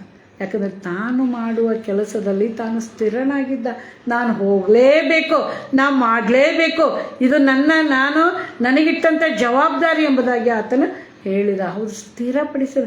ಆತನು ತಾನು ಸ್ಥಿರ ಹೊಂದಿದ, ಶಿಷ್ಯರಿಗೂ ಕೂಡ ನಂಬಿಕೆಯಲ್ಲಿ ಸ್ಥಿರಪಡಿಸಿದ. ಹೌದು ನನ್ನ ಪ್ರಿಯರೇ, ಒಂದು ಸಲ ಶಿಷ್ಯರು ಮೀನಾ ಹಿಡ್ಯಕ್ಕೆ ಹೋದಾಗ ಅವರು ಎಷ್ಟು ಬಲಿ ಬೀಸಿದ್ರು ಮೀನು ಸಿಕ್ಕಿರಲಿಲ್ಲ ಅಂತ ಯೇಸು ಸ್ವಾಮಿ ಹೇಳಿದ, ನೀವು ಈ ಕಡೆ ಬಲಿ ಹಾಕಿರಿ. ಅವ್ರು ಹೇಳಿದರು, ಸ್ವಾಮಿ ರಾತ್ರಿ ಎಲ್ಲ ಕಷ್ಟಪಟ್ಟೆವು, ನಮಗೇನು ಸಿಕ್ಕೇ ಇಲ್ಲ, ನನ್ನ ಮಾತಿನ ಮೇಲೆ ಇಲ್ಲಿ ಬಲಿ ಹಾಕಿರಿ, ನಂಬಿಕೆಯಲ್ಲಿ ಸ್ಥಿರರಾಗಿರ್ರಿ, ಮಾತನ್ನು ನಂಬ್ರಿ ಅಂತ ಹೇಳಿದಾಗ ಅಲ್ಲಿ ಬಲಿ ಹಾಕಿದಾಗ ಹರಿಯುವಷ್ಟು ದೊಡ್ಡದಾದ 153 ಮೀನುಗಳು ಸಿಕ್ಕು. ಅಲ್ಲಿ ಶಿಷ್ಯರು ಆಶ್ಚರ್ಯಪಟ್ಟರು. ನಂಬಿಕೆಯಲ್ಲಿ ಬಲ ಹೊಂದಬೇಕು, ನಂಬಿಕೆಯಲ್ಲಿ ಬಲಪಡಿಸ್ಬೇಕು. ಈ ಕಾರ್ಯವನ್ನು ಈ ದಿವಸ ಮಕ್ಕಳಲ್ಲಿ ನಾವು ಮಾಡಬೇಕು. ಅವರು ನಂಬಿಗಸ್ತರಾಗಿ ಜೀವಿಸ್ಬೇಕು. ನನಗೊಬ್ಬ ಕರ್ತನಿದ್ದಾನೆ, ನಾನು ಬಲಹೀನನಾಗದಂತೆ ನನ್ನನ್ನು ಕಾಪಾಡ್ತಾನೆ, ಆತನೇ ನನಗೆ ಖೇಡ್ಯವೂ ಗುರಾಣಿಯೂ ಆಗಿದ್ದಾನೆ, ನನಗಿಂತ ಮುಂದೆ ಆತನು ಹೋಗಿದ್ದಾನೆ, ಆತನೇ ನನಗೆ ಒಳ್ಳೆಯ ಕುರುಬನು, ನಾನು ಕೊರತೆ ಪಡೆನನ್ನುವ ಅನುಭವಕ್ಕೆ ಬರುವಂತೆ ಮಕ್ಕಳಿಗೆ ನಾವು ಧೈರ್ಯದಾಯಕವಾದಂಥ ಮಾತುಗಳನ್ನು ಹೇಳಬೇಕು. ಅನೇಕ ವೇಳೆ ಕೌಟುಂಬಿಕವಾಗಿ ಅವರಿಗೆ ತೊಂದರೆಗಳು ಉಂಟಾಗ್ತವೆ. ಅನೇಕ ರೀತಿಯ ತಂದೆ ತಾಯಿಗಳ ಮೂಲಕ ಅಥವಾ ಸನ್ನಿವೇಶಗಳ ಮೂಲಕ, ಸಹಪಾಠಿಗಳ ಮೂಲಕ ಅವರಿಗೆ ಅಂಥ ಸಂದರ್ಭಗಳು ಬರ್ಬೋದು ರೀ. ಆದರೆ ನಾವು ಅವರನ್ನು ನಂಬಿಕೆಯಲ್ಲಿ ಸ್ಥಿರಪಡಿಸಿ ಬಲಪಡಿಸ್ಬೇಕ್ರಿ. ಆವಾಗ ಅವರು ಸ್ಥಿರವಾಗಿ ನಿಲ್ಲಲಿಕ್ಕೆ ಸಾಧ್ಯ ಆಗ್ತೈತೆ ರೀ. ಆಗ ಅದರ ಮೂಲಕ ನಮ್ಮ ಪಾಠಗಳು, ನಮ್ಮ ಕಾರ್ಯಗಳು ಅವು ಸಫಲ ಆಗ್ತಾವಂತ. ಮತ್ತು ಹಾಗಾದ್ರೆ ಮುಂದನೇ ಅಕ್ಷರ ಏನು ಹೇಳ್ತೈತಿ? ಟ್ರೂತ್, ಸತ್ಯವನ್ನೇ ಮಾತನಾಡಿದನು. ಯೇಸು ಸ್ವಾಮಿ ಬಾಯಲ್ಲಿ ಒಂದು ಸುಳ್ಳು ಮಾತು ಬರಲೇ ಇಲ್ಲ. ಆತನ ಸತ್ಯವನ್ನೇ ಮಾತಾಡಿದ, ಸತ್ಯವನ್ನೇ ಕಲಿಸಿದ. ನೋಡ್ರಿ, ಆತನ ಹೇಳ್ತಾನೆ, ಹೌದಂದ್ರೆ ಹೌದನ್ರಿ, ಇಲ್ಲಂದ್ರೆ ಇಲ್ಲನ್ರಿ. ಸತ್ಯವೇ ನಿಮ್ಮನ್ನು ಬಿಡುಗಡೆ ಮಾಡ್ತೈತಿ. ಸತ್ಯಕ್ಕೆ ಎಂದೂ ಅಪಜಯ ಇಲ್ಲ, ಸತ್ಯಕ್ಕೆ ಅವಮಾನ ಇಲ್ಲ, ಸತ್ಯ ನಿಮ್ಮನ್ನು ಎಲ್ಲಿಗೂ ನಿಲ್ಲಿಸೋದಿಲ್ಲ, ಅದಕ್ಕೆ ಯಾವಾಗಲೂ ಜಯ ಇದೆ ಎಂಬುದಾಗಿ ಆತನ ಹೇಳ್ತಾನೆ. ನಾನೇ ಸತ್ಯವೂ ಜೀವವೂ ಆಗಿದ್ದೇನೆ ಅಂಥೇಳಿ ಆತನ ಹೇಳ್ತಾನೆ. ಹೌದು ನನ್ನ ಪ್ರಿಯ, ಆತನು ಸತ್ಯವನ್ನೇ ಆಡಿದನು, ಜನರಿಗೆ ಸತ್ಯವನ್ನೇ ಆಡಲಿಕ್ಕೆ ಕಳಿಸಿದ. ಆದ್ದರಿಂದ ಈ ದಿವಸ ನಾವು ಮಕ್ಕಳಿಗೆ ಹೇಳ್ಬೇಕು, ಮಕ್ಕಳೇ, ನಾವು ಒಂದು ಸುಳ್ಳು ಹೇಳಿದರೆ ಅದರಿಂದ ನಮಗೆ ಸಮಸ್ಯೆಗಳದ. ಸತ್ಯ ಹೇಳಿದರೆ ಒಂದು ದಿನ ಕಷ್ಟ ಆಗ್ತೈತಿ, ಆದರೆ ಅದರಿಂದ ಮುಂದೆ ನಮಗೆಲ್ಲ ಗೌರವ ಸಿಗ್ತೈತಿ, ಮಾನ, ಆಶೀರ್ವಾದ, ನಾವು ಬೇಡಿದ್ದಕ್ಕಿಂತ ಹೆಚ್ಚಾದದ್ದು ನಮಗೆ ಸಿಗ್ತೈತಿ ಅಂಥೇಳಿ ನಾವು ಮಕ್ಕಳಿಗೆ ತಿಳಿಸ್ಕೊಡ್ಬೇಕ್ರಿ. ಅನೇಕ ಸಫೈರ್ ಅವರು ಅಪೊಸ್ತಲರಿಗೆ ವಿರುದ್ಧವಾಗಿ ಹಣವನ್ನು ಬಚ್ಚಿಟ್ರು, ಸುಳ್ಳು ಹೇಳಿದರು, ಒಂದೇ ಕ್ಷಣದಲ್ಲಿ ಗಂಡ ಹೆಂಡತಿ ಮರಣ ಹೊಂದಿದರು. ಆಸೆ ಪಟ್ಟಂಥ ಗೆಹಜ್ಜಿ ಹಣಕ್ಕಾಗಿ ಆಸೆ ಪಟ್ಟ, ಸುಳ್ಳು ಹೇಳಿದ, ಎಲಿಷನ್ ಮುಂದೆ ಸುಳ್ಳು ಹೇಳಿದ, ಕುಷ್ಠರೋಗವನ್ನು ಅನುಭವಿಸಿದ. ಹೌದು, ಸುಳ್ಳು ನಮ್ಮನ್ನು ಸಮಸ್ಯೆಗೆ, ಕಣ್ಣೀರಿಗೆ, ದುಃಖಕ್ಕೆ, ರೋಗಕ್ಕೆ ಒಳ ಮಾಡಿ ಸತ್ಯವನ್ನೇ ಮಾತಾಡ್ಬೇಕನ್ನೋದನ್ನು ನಾವು ಮಕ್ಕಳಿಗೆ ಕಲಿಸುವುದು ಭಾಳ ಅವಶ್ಯ. ಮುಂದಿನ ಅಕ್ಷರ ಐತ್ರಿ, ಇಂಡಿಪೆಂಡೆನ್ಸ್, ಸ್ವತಂತ್ರತೆ. ದೇವರು ನೋಡ್ರಿ, ಸ್ವಾಮಿ ನಮ್ಮನ್ನು ಸ್ವತಂತ್ರ ಮಾಡಿಬಿಟ್ಟಲ್ರಿ ರಕ್ತ ಕೊಟ್ಟು. ಆತನು ನಮಗೆ ಹೇಳುವುದೇನೆಂದರೆ, ನೀವು ನಿಮ್ಮ ಸ್ವಂತ ಸೊತ್ತಲ್ಲ, ಕ್ರಯಕ್ಕೆ ಕೊಳ್ಳಲ್ಪಟ್ಟವರು. 1 ಕೊರಿಂಥ 6:20 ನೀವು ನಿಮ್ಮ ಸ್ವಂತ ಸೊತ್ತಲ್ಲ, ನನ್ನ ಪರಿಶುದ್ಧ ರಕ್ತದಿಂದ ಕೊಳ್ಳಲ್ಪಟ್ಟವರು, ನೀವು ಸ್ವತಂತ್ರರಾಗಿ. ಇನ್ನು ಮುಂದೆ ಎಂದಿಗೂ ನೀವು ಬಂಧನಕ್ಕೆ ಒಳಗಾಗಬಾರ್ದು. ಗಲಾತ್ಯದೊಳಗೆ ಪೌಲ 5ನೇ ಅಧ್ಯಾಯ 1ನೇ ವಚನ, ಕ್ರಿಸ್ತನು ನಿಮ್ಮನ್ನು ಸ್ವತಂತ್ರದಲ್ಲಿರಬೇಕೆಂದು ನಿಮಗೆ ಬಿಡುಗಡೆ ಮಾಡಿದನು, ಅದರಲ್ಲಿ ಸ್ಥಿರವಾಗಿ ನಿಲ್ಲಿರಿ, ದಾಸತ್ವದ ನೊಗದಲ್ಲಿ ತಿರುಗಿ ಸಿಲುಕಿಕೊಳ್ಳಬೇಡಿರಿ ಅಂತ ಹೇಳ್ತಾನೆ. ಮತ್ತು ಅದೇ 1 ಪೇತ್ರ 2:16 ಸ್ವತಂತ್ರರಂತೆ ನಡೆದುಕೊಳ್ಳಿರಿ, ಆದರೆ ಕೆಟ್ಟತನವನ್ನು ಮರೆಮಾಚುವುದಕ್ಕೆ ನಿಮ್ಮ ಸ್ವತಂತ್ರ ಉಪಯೋಗಿಸಬೇಡ್ರಿ. ಮಕ್ಕಳಿಗೆ ನಾವು ಹೇಳಬೇಕು, ಅನೇಕ ವೇಳೆ ವ್ಯಾಮೋಹಗಳು, ಲೋಕದಿಂದ ಬರುವಂಥ ಶೋಧನೆಗಳು, ಹಣದಾಶೆ ಏನಾರು ಬಂದಾಗ ನಾವು ಏನು ಮಾಡ್ತೀವಿ, ಒಂದೇ ಕ್ಷಣದಲ್ಲಿ ನಾವು ನಮ್ಮ ಸ್ವತಂತ್ರತೆಯನ್ನು, ನಾವು ಕೊಳ್ಳಲ್ಪಟ್ಟವರು, ನಾವು ಬಿಡುಗಡೆ ಆದವರಂತೂ ತಿಳಿದುಕೊಳ್ಳದೆ ತಿರುಗಿ ಆ ಕೆಟ್ಟತನದ ದಾಸತ್ವಕ್ಕೆ ಹೋಗುವ ಸಾಧ್ಯತೆಗಳಿರ್ತವೆ. ಈ ದಿನಗಳಲ್ಲಿ ಮೊಬೈಲ್ ನೋಡ್ರಿ, ಮಕ್ಕಳ ಕೈಯಾಗ ಮೊಬೈಲ್, ಅದ್ರೊಳಗೆ ಹಂಗೆ ತಿರುಗಿಸ್ತಾರ, ಇಂಟರ್ನೆಟ್ ನೋಡ್ತಾರ ಅವರು, ಆಮೇಲೆ ಫೇಸ್ಬುಕ್ ನೋಡ್ತಾರ, ವಾಟ್ಸಪ್ನೇ ನೋಡ್ತಾರ, ನೋಡಬಾರದು ಎಲ್ಲ ಸಂಗತಿಗಳನ್ನು ಅವರು ನೋಡ್ತಾ ಇದ್ದಾರೆ. ನೀವು ಅದಕ್ಕೆ ಸ್ವಾಮಿ ಹೇಳ್ತಾನೆ, ನಿಮಗೆ ನೋಡು ಸ್ವತಂತ್ರ ಐತಿ. ಯಾವುದನ್ನು? ಅದರಲ್ಲಿ ಬರುವಂಥ ನೀತಿಯ ಕಥೆಗಳನ್ನು, ದೇವರ ವಾಕ್ಯದ ಸಂಗತಿಗಳನ್ನು, ನೋಡದೇ ಇರಲಾರ್ದಂಥ ದೇಶಗಳ ದೃಶ್ಯಗಳನ್ನು ನೋಡು. ಆದರೆ ನೀವು ನೋಡ್ತಾ ಇರುವಂಥದ್ದೇನು? ನೀವು ಕೆಟ್ಟದ್ದನ್ನೇ ನೋಡ್ತಾ ಇದ್ದೀರಿ. ನೀವು ಶರೀರದ ಸಂಗತಿಗಳನ್ನು ನೋಡ್ತಾ ಇದ್ದೀರಿ, ದುಷ್ಟ ಸಂಗತಿಗಳನ್ನು ನೋಡ್ತಾ ಇದ್ದೀರಿ, ದರೋಡೆಗಳನ್ನು ನೋಡ್ತಾ ಇದ್ದೀರಿ, ಕೊಲೆಗಳನ್ನು ನೋಡ್ತಾ ಇದ್ದೀರಿ. ನಿಮ್ಮ ಸ್ವತಂತ್ರವನ್ನು ಯಾವುದಕ್ಕೆ ನೀವು ಉಪಯೋಗ ಮಾಡ್ತೀರಿ? ಮಕ್ಕಳಿಗೆ ನಾವು ತಿಳಿಸಿ ಹೇಳ್ಬೇಕು ನನ್ನ ಪ್ರೇರೆ. ಆಗ ಅವ್ರು ನೋಡ್ರಿ, ಫಿಲಿಪ್ಪಿ 4:8 ಯಾವುದು ಸತ್ಯ, ಮಾನ್ಯ, ಶುದ್ಧ, ಪ್ರೀತಿ, ಮನೋಹರ ಅವುಗಳನ್ನು ನಿಮ್ಮ ಲಕ್ಷ್ಯಕ್ಕೆ ತಗೊಳ್ರಿ ಅಂತ ಪೌಲ ಹೇಳ್ದಂಗೆ ಇಲ್ಲಿ ಮಕ್ಕಳಿಗೆ ನಾವು ಹೇಳಬೇಕು, ಯಾವುದನ್ನು ನೀವು ಮಾಡಿದರೆ ನಿನಗೆ ಆಶೀರ್ವಾದ ಸಿಗ್ತೈತಿ, ಆ ಯಾವುದರಲ್ಲಿ ನೀವು ಸ್ವತಂತ್ರನಾಗಿರ್ಬೇಕು, ಯಾವುದು ಬಂಧನಕ್ಕೆ ನೀವು ಒಳಗಾಗಬಾರದು ಎಂಬುದಾಗಿ ನಾವು ಮಕ್ಕಳಿಗೆ ತಿಳಿಸಿರ್ಬೇಕು. ಯಾಕಂದರೆ 1 ಕೊರಿಂಥ 7:27 ಮನುಷ್ಯರಿಗೆ ದಾಸರಾಗಬೇಡಿರಿ, ಕರ್ತನ ನೆನಪೇಳಿ. ಈ ಸ್ವತಂತ್ರವನ್ನು ನಾವು ಕಳ್ಕೊಂಡು, ಯಾಕಂದರೆ ಇದು ಆರಂಭದಲ್ಲಿ ಎಡೆನ್ ತೋಟದಾಗ ಆತ್ರಿ, ಆದಾಮ ಹವ್ವಳರಿಗೆ ದೇವರು ಎಲ್ಲ ಸ್ವತಂತ್ರ ಕೊಟ್ಟಿದ್ದ. ಬರೇ ಒಂದು ಹಣ್ಣು ತಿನ್ನುವ ಆಸೆ ತಮ್ಮ ಸ್ವತಂತ್ರವನ್ನು ಕಳ್ಕೊಂಡ್ಬಿಟ್ರು. ಸ್ವತಂತ್ರವಾಗಿ ಸಂದರ್ಶನ ಮಾಡ್ತಿದ್ರು, ಕಳ್ಕೊಂಡು ಗಿಡದ ಹಿಂದೆ ಅಡಿಕೊಂಡ್ರು. ಈ ದಿವಸ ಇಂಥ ಸಂದರ್ಭಗಳು ನಮ್ಮ ಮಕ್ಕಳಿಗೆ ಬರಬಾರ್ದು. ಅವರಿಗೆ ನಾವು ಹೇಳಬೇಕು, ನೀವು ನಿಮಗೆ ಆಯ್ಕೆ ಐತಿ ಸ್ವತಂತ್ರ, ಆದರೆ ನೀವು ನೀತಿಯನ್ನು ಆರಿಸಿಕೊಳ್ರಿ, ಒಳ್ಳೆಯದನ್ನು ಮಾಡಿರಿ, ನೀವು ಕೆಟ್ಟದ್ದಕ್ಕೆ ನೀವು ಮಾರು ಹೋಗಬೇಡ್ರಿ ಎಂಬುದನ್ನು ಕಲಿಸ್ಕೊಡ್ಬೇಕ್ರಿ. ಇದು ಕ್ರೈಸ್ತ ಶಿಕ್ಷಕಿಯ ಕರ್ತವ್ಯ. ಮುಂದಿನ ಅಕ್ಷರ ಒಬೀಡಿಯನ್ಸ್, ವಿಧೇಯತೆ. ಈ ದಿವಸ ವಿಧೇಯತೆನೇ ಇಲ್ರಿ. ತಪ್ಪಿ ಹೋದ ಮಗ ಎಲ್ಲ ತೊಗೊಂಡು ಹಾಳಾಗಿ ಹೋಗಿ ಎಲ್ಲ ಆದ್ಮೇಲೆ ಹಂದಿತ್ತೂ ಕೂಳ್ ಸಿಗ್ಲಾರ್ದಾಗ ಅವನು ವಾಪಸ್ ಬಂದ. ಈ ದಿವಸ ಯೇಸುಸ್ವಾಮಿ ನೋಡ್ರಿ ವಿಧೇಯತೆಯನ್ನು ಕಲಿಸ್ತಾನೆ. ಎಂಥ ವಿಧೇಯತೆ ಯೇಸುಸ್ವಾಮಿ ಕಡೆ ಇತ್ತಂದ್ರೆ ಶಿಲುಬೆಯ ಮರಣವನ್ನು ಏರುವಷ್ಟರ ಮಟ್ಟಿಗೆ ವಿಧೇಯನಾದ. ಈ ದಿವಸ ನಮ್ಮ ಮಕ್ಕಳಿಗೆ ಕಲಿಸ್ಬೇಕಾಗಿದ್ದು ಈ ವಿಧೇಯತೆಯನ್ನು. ನೀವು ಮೊದಲು ತಂದೆ ತಾಯಿ ದೇವರಿಗೆ ವಿಧೇಯರಾಗಿರ್ರಿ, ತಂದೆ ತಾಯಿಗೆ ವಿಧೇಯರಾಗಿರ್ರಿ, ಗುರು ಹಿರಿಯರಿಗೆ ವಿಧೇಯರಾಗಿರ್ರಿ, ನಿಮ್ಮ ಮೇಲಿರುವಂಥ ಎಲ್ಲರಿಗೂ ವಿಧೇಯರಾಗಿರ್ರಿ ಎಂಬುದಾಗಿ ಆತನ ನಾವು ಮಕ್ಕಳಿಗೆ ಕಲಿಸ್ಬೇಕು. ಯಾಕಂದರೆ ಈ ವಿಧೇಯತೆ ಇಲ್ರಿ. ತಂದೆ ತಾಯಿಗಳನ್ನು ತಿರಸ್ಕಾರ ಮಾಡಕತ್ತಾರ, ಅವಿಧೇಯರಾಗತ್ತಾರ, ಅವರಿಗೆ ಹಿಂಸೆ ಕೊಡಕತ್ತಾರ, ವೃದ್ಧಾಶ್ರಮಕ್ಕೆ ಕಳ್ಸಾಕತ್ತಾರ, ಕಣ್ಣೀರು ಹಾಕ್ಸಾಕತ್ತಾರ. ಕರ್ತನ ನೆನಪಿ, ತಂದೆ ತಾಯಿಗಳನ್ನು ತಿರಸ್ಕರಿಸಿದವರು ಶಾಪಗ್ರಸ್ತರು. ವಾಕ್ಯ ಹೇಳ್ತೈತಿ, ನಿನ್ನ ತಂದೆ ತಾಯಿನ ಸನ್ಮಾನಿಸು, ನೀನು ಬಹುಕಾಲ ಬಾಳುವಿ. ಮಕ್ಕಳಿಗೆ ಹೇಳಬೇಕು, ಮಕ್ಕಳೇ ನೀವು ವಿಧೇಯರಾದ್ರೆ, ಸನ್ಮಾನಿಸಿದ್ರೆ ನಿಮಗೆ ಆಶೀರ್ವಾದ ಐತಿ, ಆಯುಷ್ಯ ಸಿಗ್ತೈತಿ, ನಿಮಗೆ ಬೇಕಾದಂಥ ಎಲ್ಲ ನೀವು ಗ್ರಹಿಸೋದಕ್ಕಿಂತ ಹೆಚ್ಚಾದನ್ನು ಸಿಗ್ತೈತಂತ ನಾವು ತಿಳುವಳಿಕೆ ಕೊಡುವುದಾದ್ರೆ ಮಕ್ಕಳು ಎಂದಿಗೂ ಜಾರಿ ಬೀಳೋದಿಲ್ಲ. ನನ್ನ ಪ್ರೇರೆ, ಬಾಲ ಶಿಕ್ಷೆಯನ್ನು, ಬಾಲೋಪದೇಶಗಳನ್ನು ಕೊಟ್ಟು ಅವ್ರನ್ನ ನಾವು ಸರಿಪಡಿಸಲಿಕ್ಕೆ ಸಾಧ್ಯ ಉಂಟು. ಕೊನೆಯ ಅಕ್ಷರ ಎನ್ ಅಂದ್ರೆ ಅದು ನೋಷನ್, ಸದ್ಭಾವನೆ, ಸಾತ್ವಿಕವಾದ ಶಾಂತ ಮನಸ್ಸನ್ನು ಯೇಸುಸ್ವಾಮಿ ಹೊಂದಿಕೊಂಡಿದ್ದ. ನೋಡ್ರಿ, ಅವರೆಷ್ಟು ಹಿಂಸೆ ಪಡಿಸಿದ್ರು. ಯೆಶಾಯ 53ನೇ ಅಧ್ಯಾಯದೊಳಗೆ ನಾವು ನೋಡ್ತೇವೆ, ಯೇಸು ಸ್ವಾಮಿಯು ಧಿಕ್ಕರಿಸಲ್ಪಟ್ಟವನು, ಅವಹೇಳನಕ್ಕೆ ಗುರಿಯಾದವನು, ಎಲ್ಲರ ಮುಖವನ್ನು ಓರೆ ಮಾಡಿಕೊಳ್ಳುವುದಕ್ಕೆ ಗುರಿಯಾದವನು ಎಂಬುದಾಗಿ ನಾವು ನೋಡ್ತೀವಿ. ಅಲ್ಲಿಯೂ ತಾಳ್ಮೆ, ಬಾಯಿ ತೆರೆಯಲೇ ಇಲ್ಲ, ಮೌನವಾಗಿದ್ದನು. ಸದ್ಭಾವನೆ, ನೋಷನ್, ಸದ್ಭಾವನೆಯನ್ನು ಯೇಸುಸ್ವಾಮಿ ತೋರಿ ಈ ದಿವಸ ಹೇಳಕತ್ತಾನೆ, ನನ್ನ ಮಕ್ಕಳೇ, ನಾನು ಶ್ರೇಷ್ಠ ಗುರು ಆಗಬೇಕಾದ್ರೆ ನಾನು ಇದನ್ನು ತಾಳಿಕೊಂಡೆ. ನಾ ಏನಂತ ತಂದೆಯ ಅವರ ತಪ್ಪನ್ನು ಕ್ಷಮಿಸು. ಅವ್ರು ಏನು ಮಾಡ್ತಾರೆ ಹಿರಿಯರು? ಈ ದಿವಸ ಈ ಸಾತ್ವಿಕವಾದಂಥ ಶಾಂತ ಮನಸ್ಸೆಂಬ ಸದ್ಭಾವನೆ ಶಿಕ್ಷಕನಿಗೆ ಬೇಕ್ರಿ. ಎಲ್ಲ ತಾಳ್ಕೊಳ್ಬೇಕ್ರಿ. ಕೆಲವು 5 ಬೆರಳು ಸಮ ಇಲ್ಲ. ಒಬ್ಬ ಶಾಣೆ ಇರ್ತಾನೆ, ಒಬ್ಬ ದಡ್ಡ ಇರ್ತಾನೆ, ಒಬ್ಬ ವೀಕ್ ಇರ್ತಾನೆ, ಒಬ್ಬ ಓದಾಕ ಬರೋದಿಲ್ಲ, ಒಬ್ಬನಿಗೆ ಏನೂ ತಿಳಿಯೋದಿಲ್ಲ. ಹೇಳಿದ ಮಾತು ಇದೆಲ್ಲರೂ ಇದನ್ನು ನಾವು ಕರ್ತನ ಕಡೆಗೆ ನೋಡಿ, ಕರ್ತನ ಕಡೆಗೆ ಕಣ್ಣೆತ್ತಿ, ಸ್ವಾಮಿ ಅವ್ರಿಗೆ ಯಾವ ಜ್ಞಾನ ಇಲ್ಲಪ್ಪ, ನೀನು ಪರಲೋಕದಿಂದ ಅವುಗಳನ್ನು ಅನುಗ್ರಹಿಸಿಕೊಡು, ಇವರನ್ನು ನೀನು ತಿದ್ದೆ ಎಂಬುದಾಗಿ ನಾವು ಬೇಡುವುದಾದರೆ ಕರ್ತನು ನಿಜವಾಗಿಯೂ ನಮಗೆ ತನ್ನ ಆತ್ಮನ ಮೂಲಕ ಸಹಾಯವನ್ನು ಮಾಡ್ತಾನೆ. ಹೌದು ನನ್ನ ಪ್ರೇರೆ, ಈ ದಿವಸ ಈ ಒಂದು ಸದ್ಭಾವನೆ, ಶಾಂತ ಮನಸ್ಸು, ಕರುಣೆ, ಕ್ಷಮೆ ಇವೆಲ್ಲವುಗಳನ್ನು ಯೇಸುಸ್ವಾಮಿ ನಮಗೆ ಮಾದರಿಯಾಗಿ ತೋರ್ಸ್ಯಾನ್ರಿ.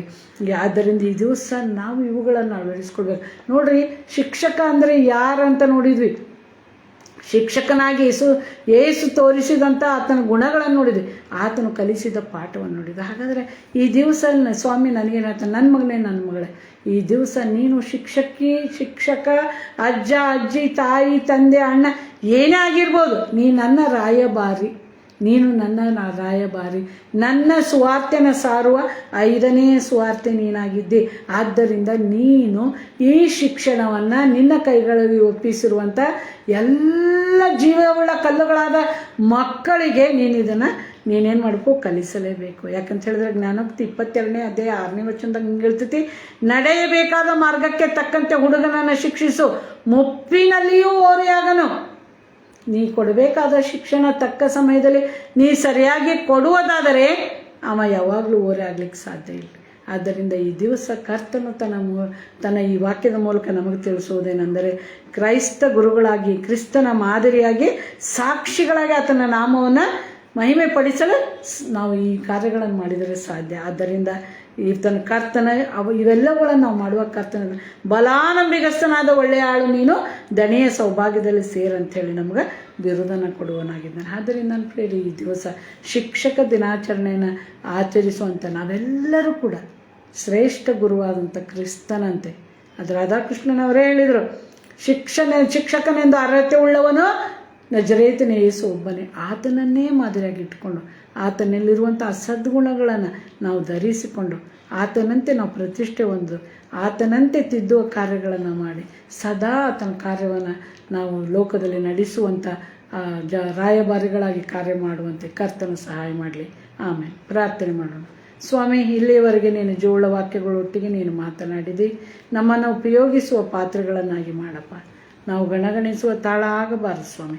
ನಿನ್ನನ್ನು ಮಹಿಮೆ ಪಡಿಸುವ ಸಾಧನಗಳಾಗಿ ನಿನ್ನ ನಾಮವನ್ನು ಲೋಕದ ಕಟ್ಟ ಕಡೆಯವರೆಗೆ ನೀನೊಬ್ಬನೇ ಜೀವಿಸುವ ತಂದೆ ಎಂಬುದನ್ನು ತಿಳಿಸುವಂಥ ಕಾರ್ಯಕ್ಕೆ ನಮ್ಮೊಬ್ಬೊಬ್ಬರನ್ನು ಅಣಿ ಮಾಡಿ ನೀನು ಮಹಿಮೆ ಹೊಂದಬೇಕೆಂದು ರಕ್ಷಕನಾದ ಯೇಸುವಿನ ಹೆಸರಿನಲ್ಲಿ ಬೇಡಿ ಹೊಂದಿದ್ದೇನೆ ನಮ್ಮ ತಂದೆಯೇ.